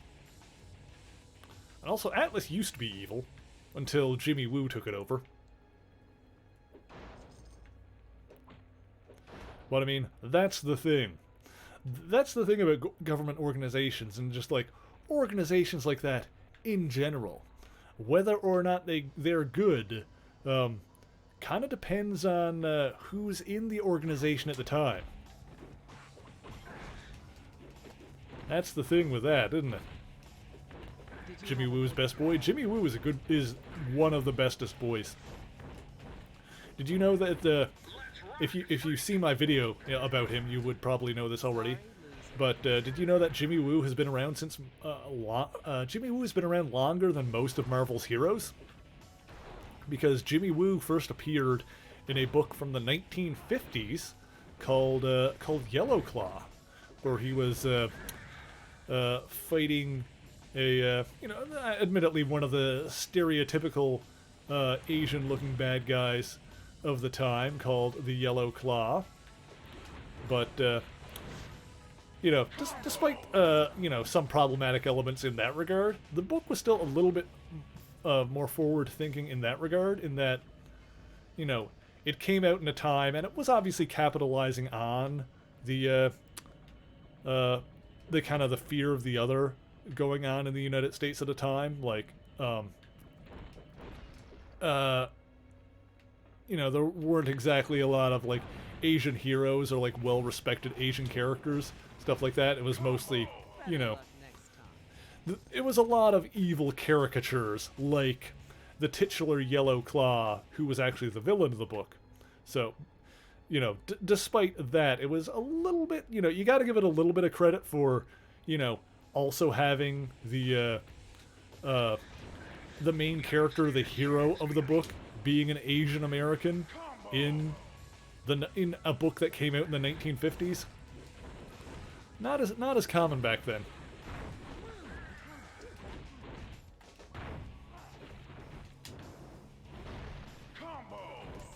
And of course, you know, the Yellow Claw series only lasted for 4 issues, so it only had a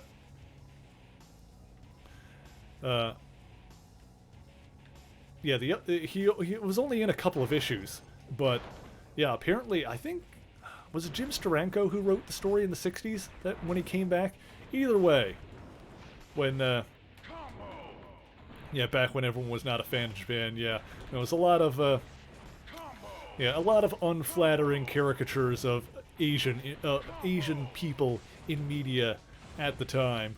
So yeah, a little bit of a shout out for them, for Marvel Atlas at the time. Yeah, making you know, an Asian character who was a hero, who was smart, who was, you know, fighting the bad guy, that kind of thing. And yeah, they obviously some people thought he was a cool character because then they brought him back in the 60s when they were doing Nick Fury and Agents of S.H.I.E.L.D. and stuff like that.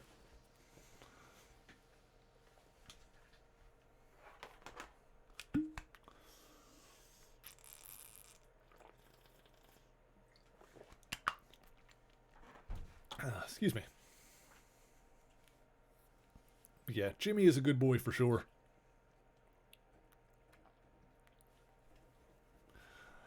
Yeah, like I said, there was a little bit of a stumbling block. It was a little bit awkward how, like, the villain himself was like that.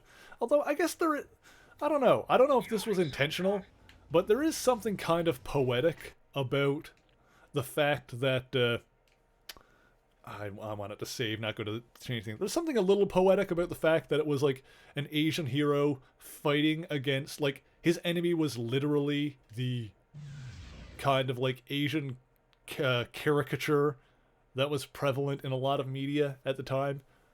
So he was literally fighting against that. I don't know if that was intentional or if it was just like, you know, and a little bit of accidental poetry, but either way. And then of course they in more recent comics they've also kind of smoothed out the edges a little bit there by you know, like the villain's name, the Yellow Claw, is supposedly a mistranslation of his actual name, which is supposed to be the Golden Claw.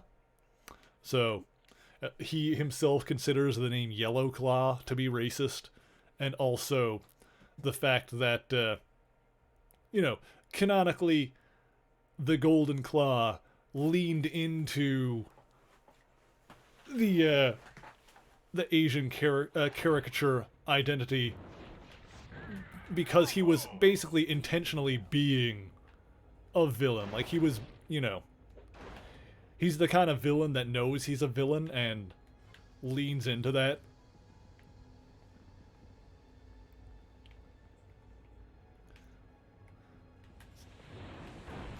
A bit less problematic. Yeah, I mean, it's also, you know, it's not so much as a way for them to make, you know, the original thing less problematic. It's more so Marvel, like, pointing fun at themselves, or, like, you know, hanging a bit of a lampshade on it.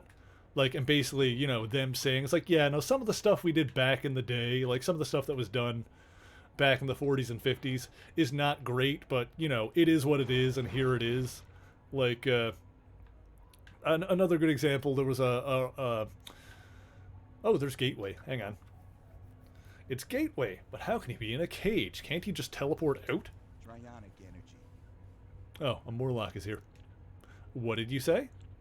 His powers are nullified by the trionic energy that's being pumped through his cage. All our cages are specially... Jimmy predated Shang-Chi, who later worked for British intelligence. Yeah, Shang-Chi wasn't created until the 70s, I believe. Yeah, Jimmy Woo was created in the 50s. Why are they keeping mutants prisoner? For testing. Whenever they finish a new Sentinel model, they pluck a couple of us out to make sure the machines can kill us. So far, the Sentinels have won every battle. But yeah, the other one I was going to point out before I forget is that there was a book in the 40s called Young Allies, which starred Bucky Barnes, you know, Captain America's young sidekick, and a bunch of his kid allies, and it was called the Young Allies, and they were fighting against Nazis back in the 40s. But one of the characters was named Whitewash, which I guess was an ironic name because he was an African American character. But you've got an African American character in a comic from the 1940s, so he wasn't exactly drawn in the most flattering way. You know, his caricature is probably the best way to describe it. You know, had like over-exaggerated features like big lips, that kind of thing. Like you've seen racist drawings of like black people from decades prior, and it's not exactly cool. But they also, like, it's another example that Marvel hung a lampshade on it a few years back, whenever it was, like, probably, I say a few years back, it was probably 10 or 20 years ago when they did another Young Allies book, which is, you know, with those characters in it about them coming together again. And of course they had his real name was something Washington, Whitewash, but yeah, Washington. It had like a flashback of them like back in the day, back in the 40s, and you know, like looking at like a poster of themselves, basically, and like, you know, them in the book like presented that way just looked, you know, normal. It was like drawn in a modern art style, but then like the poster had like them drawn the way they were drawn in the comic in the 40s. And of course Washington points at it as like, can you believe they're drawing me looking like that? This is ridiculous. So it's that kind of thing where, you know, it's stuff that was done back in the day that doesn't really fly, but they can also, you know, kind of poke fun at it by saying that, yeah, this is kind of crappy in modern comics.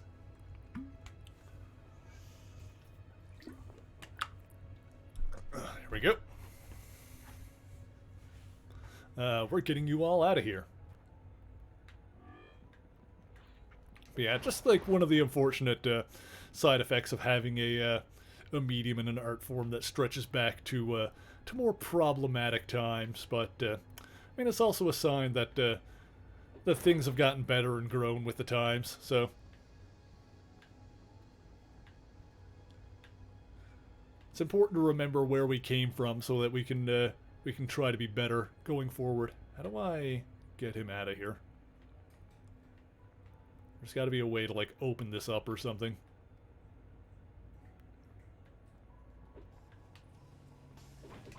Some more enemies on the other side there. Well, I'll just take them out while I can.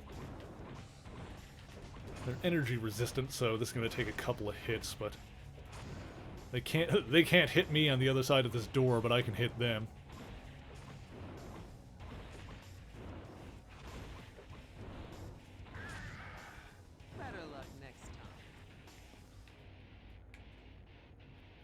Go. Where am I supposed to be going here? Oh, I can just destroy these. Okay, if I just took down one of them. Gotcha. Gateway. Gateway, could you create a gate that leads to New York City? Thanks. Now all the prisoners we set free can make it home safely. Alright, hell yeah. Now we can get out of here, right? Fantastic! We get some level ups out of that. Looks like Storm got one. Project Cadmus, adults making commentary on their Newsboy Legion characterizations. Oh, yeah, stuff like that.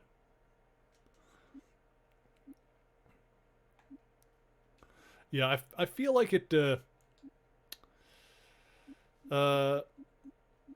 yeah, hanging a lampshade on it is kind of,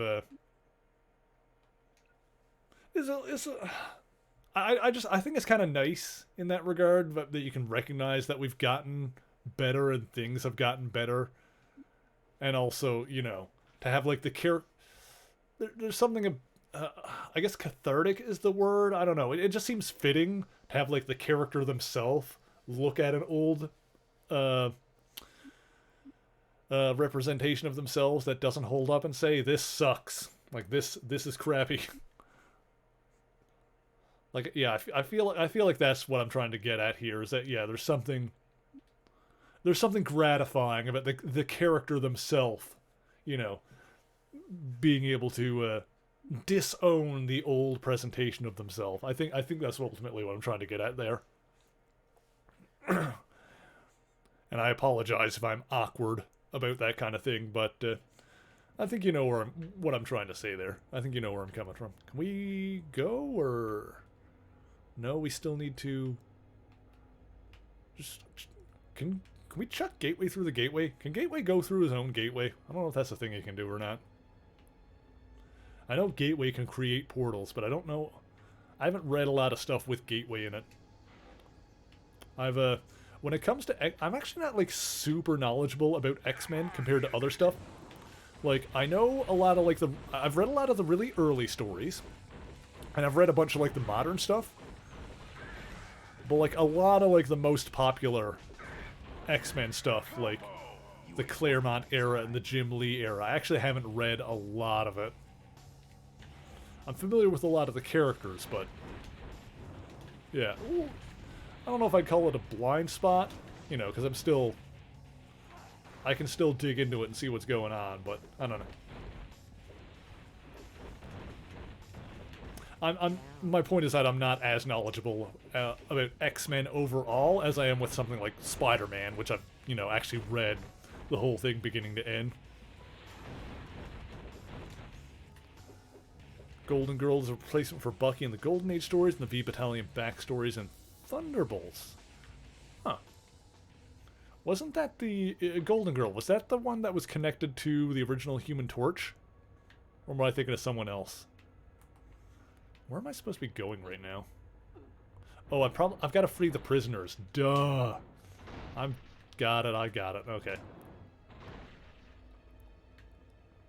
Oh, and I've got to lead, or do I just need to talk to him? I think I just need to talk to him.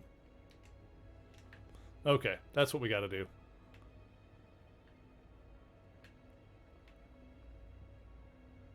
Oh no, they're following me. Okay. Well, either way.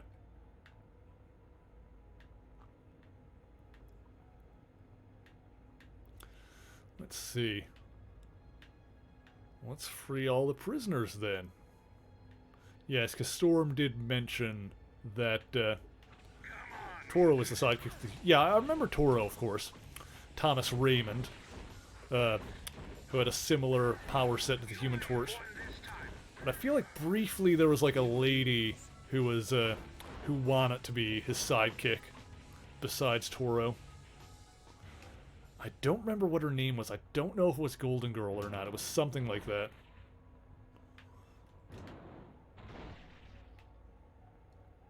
That was, I think, in the 50s, maybe? I don't remember. I don't think she had powers, either. I don't think she was super-powered. I think she was just like a fighter, basically. You know, Captain America, the Angel style, you know, vigilante. Created golden force field. She was a target of Lotus Lady. Okay, so I don't think it's the same character I'm thinking of then, because, like I said, the temporary Human Torch sidekick lady did not have powers, I don't think. Can I? There we go. I can get that from here. Perfect. I need to make some bridges here. Right. Go. And you almost need someone that can, like, make bridges in this game. Team separate is fine. Come on, let's go. Oh boy. Oh, more locks. Alright, open this one up. Well, now that we've broken everyone out of prison, I think there's going to be less locks, not more locks. Yeah, guys, come on. Is everyone... What's going on here? You know, whatever, we're going. It's fine.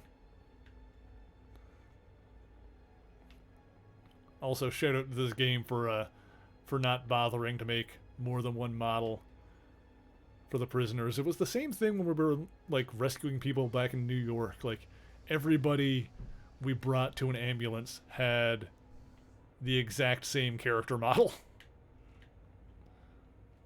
You would think there was only one character model in the entire game, but obviously, like, second Bucky was injured and retired. Golden Girl teamed up with replacement Captain America. I feel like I remember that kind of stuff there going down. There we go. Ah, yes. There's no stopping me now. Champions of the mutant world. I should have known you'd make an appearance. His voice sounds familiar. Yes. Have you mutants grown so drunk in your hatred for humans that you'd attempt to attack my Sentinel factory? But we don't hate humans. Spare me your lies. I know you're biding your time, waiting and growing in numbers until the day you can seize power from the lowly, unevolved humans.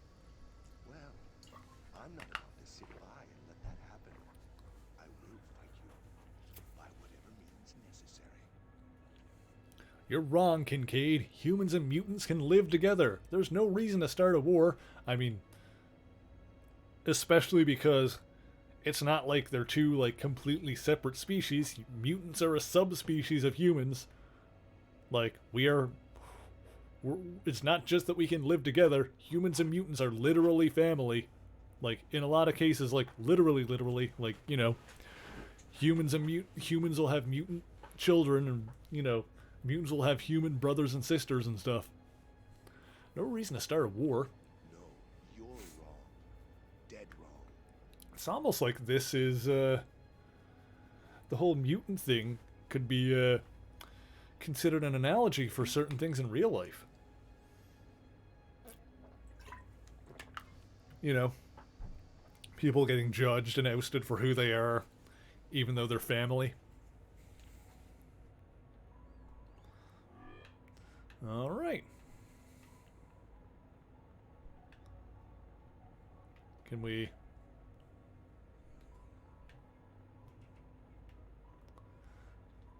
You bet.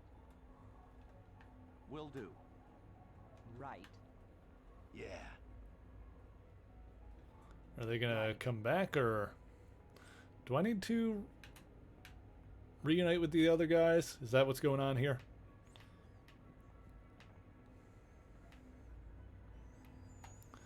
Might be easier if I... Oh my god, are you all gonna stay separate like that, or are you gonna... Alright. This might be easier if I just run Storm all the way over there and try to get... Yeah, I don't know why the team didn't reassimilate there before. It seemed weird. Do I have like a weird glitch going on here?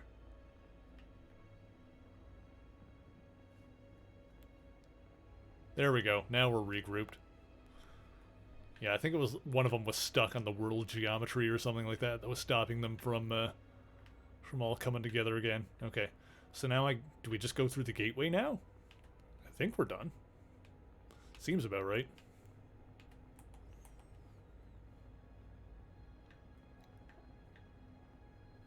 Oh yeah, good call. Check the objectives. Keep forgetting to do that. I think I'm just going through the gateway.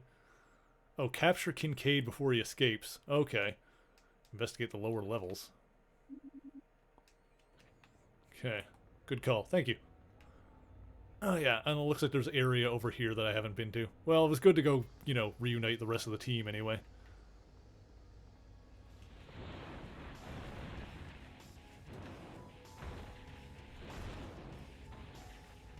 Alright, so we gotta go after Kincaid. Go kick his ass. It's like, yeah, we don't hate humans. We're not out to get you. We're just gonna kick your ass. I believe you. To be fair, he started it.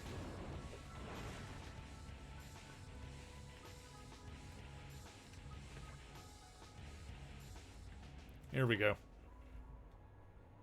The way is blocked. Gateway, quick. We need a portal to catch up with General Kincaid.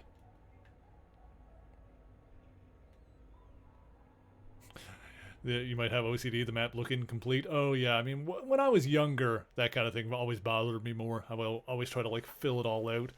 I've gotten a lot less finicky about completing games in my old age. Now that I have like less time.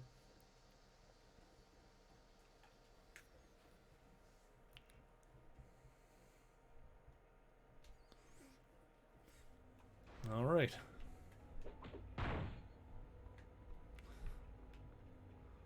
Okay, so we're gonna save it here. I'm gonna keep going, but I was hoping I could finish off tonight without doing this, but I have got to pee.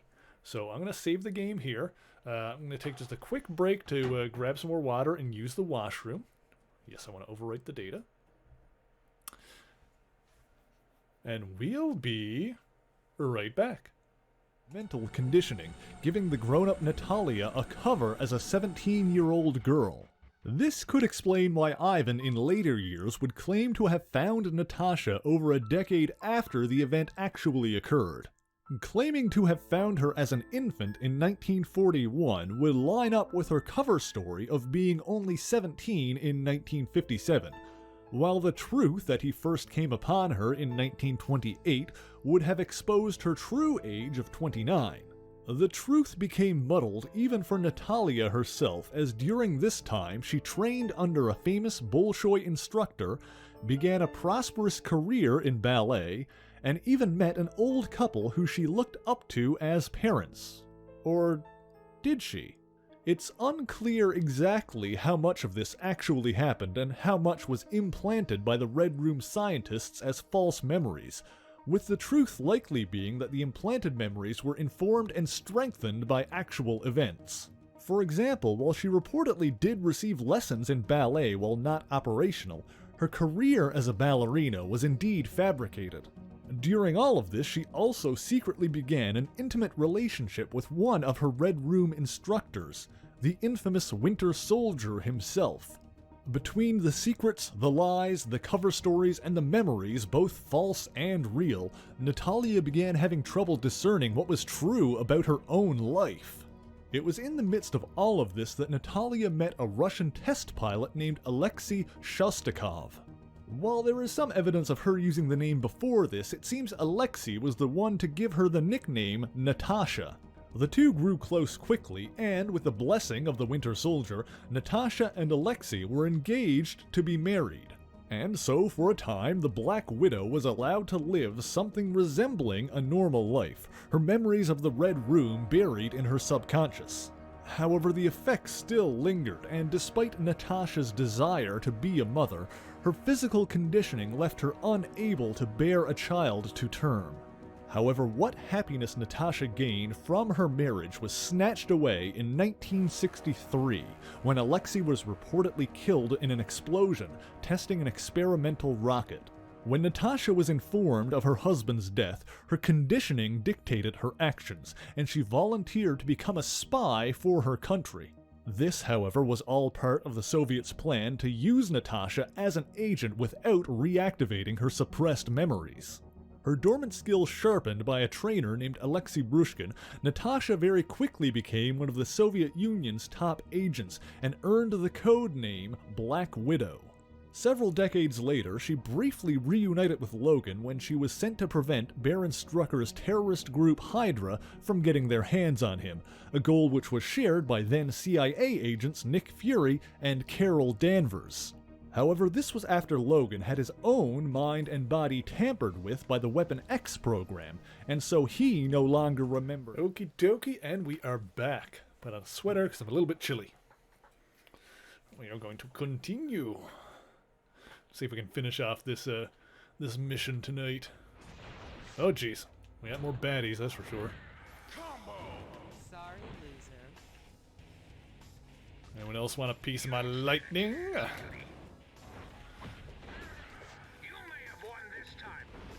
Okay, we're doing good.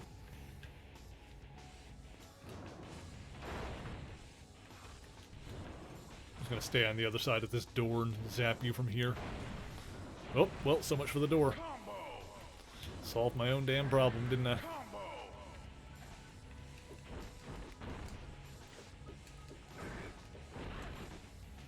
Come on. Oh jeez, oh jeez, oh jeez.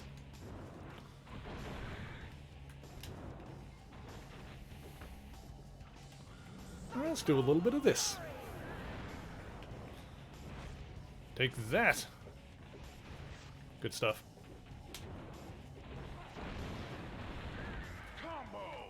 Oh boy, they keep on coming, don't they? Hey, keep on coming. Oh my god.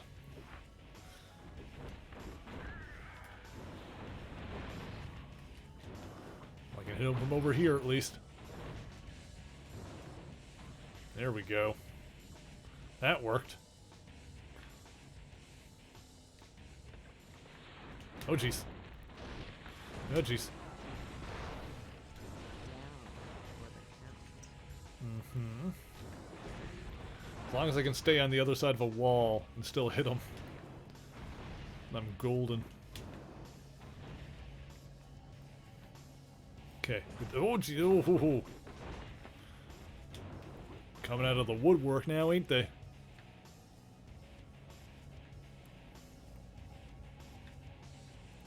All this, you know, stuff that vaguely looks kind of like blood all over the floor is a little disturbing. It's like, bottom of the well in Ocarina of Time vibes, you know what I'm saying? Oh, come on, can you hit?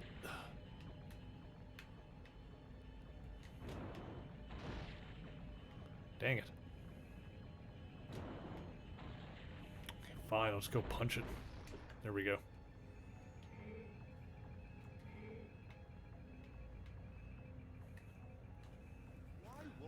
X-Men just die like you're supposed to. Kincaid, your hatred towards mutants could cost millions of lives. If those are mutant lives, then it's worth the cost. Okay, I need to know who this voice actor is because it sounds familiar. General Kincaid. We'll see if I can find it real quick. That's a real person. This is not who I'm looking for. There we go. X-Men Legends Wiki. John DiMaggio. Of course, that's exactly who it is. It's John DiMaggio. Voice of Bender from Futurama. Kincaid, listen to reason. The time for reason is over. Now is the time for action. That's 100% who it is. He also did the voice of the Joker in one of the animated movies. I think it was the Red Hood one. He was really good in that. There we go.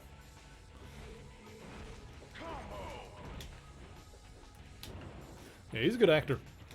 I also remember him as, I don't remember the bad guy's name, but he was the evil dude in Kim Possible, I believe. There's a little bit of that voice in that one.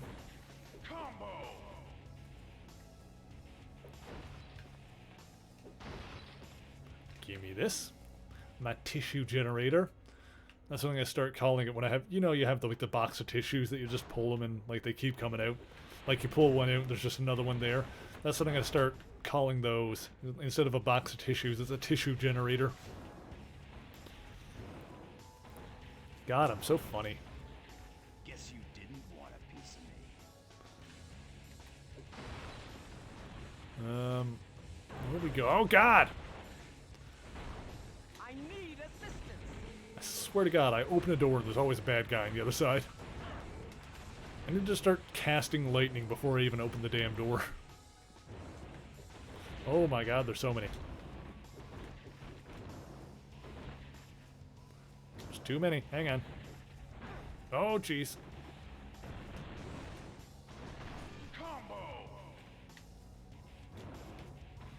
Anyone else? Anyone else? We're good. I think we're good. Ooh, baby. Get out of here. I will blow you good. Blow you up. Good. Phrasing.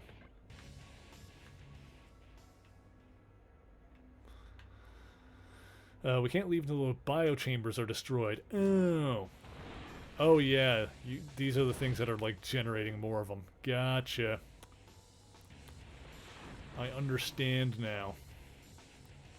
Did I get all of them already?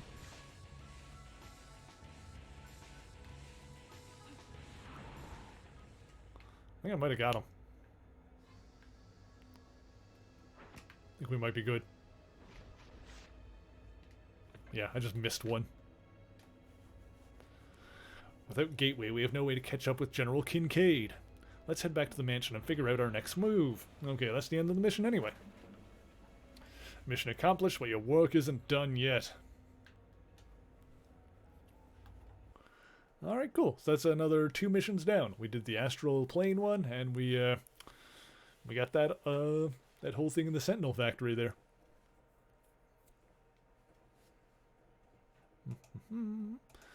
Wait for the loading as well.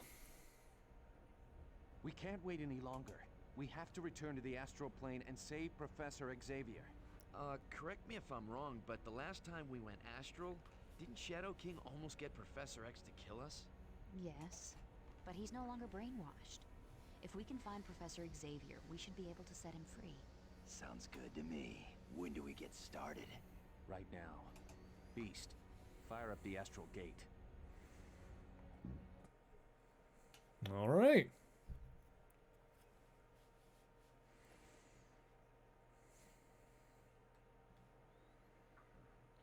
Stream power. We get like a chance to save at the mansion, or no? We're just getting thrown right into the next mission.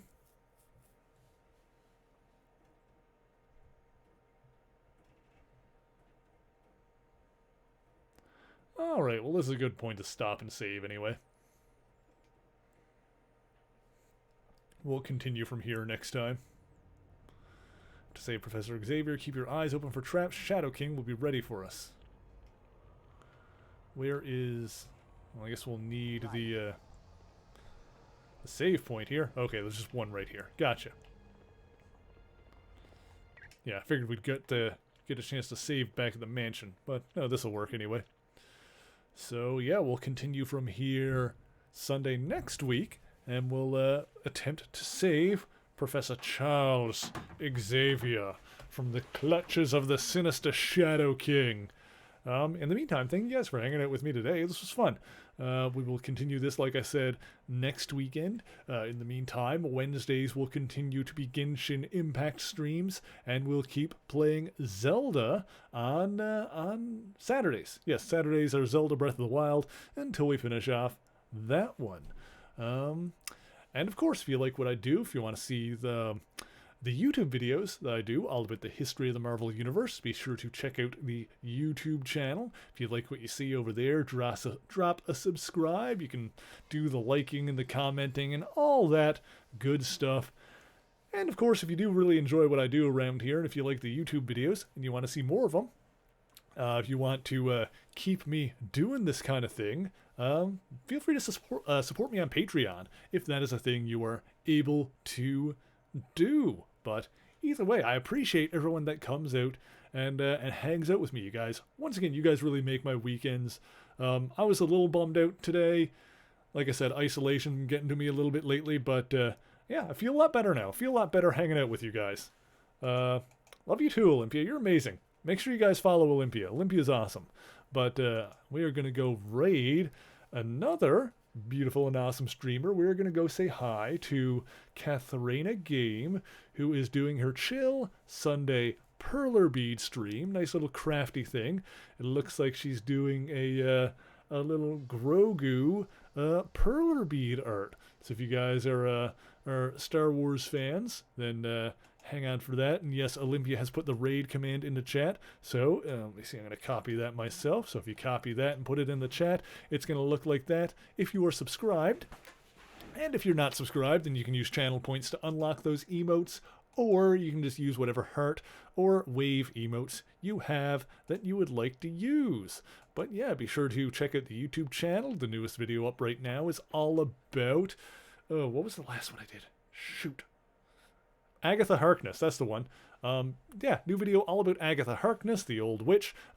Basically think like the witches from Hocus Pocus, except they've been alive the entire, and in the modern world the entire time, so they know how the world works. But yeah, thank you guys once again so much for joining me. And until next time, true believers, Excelsior!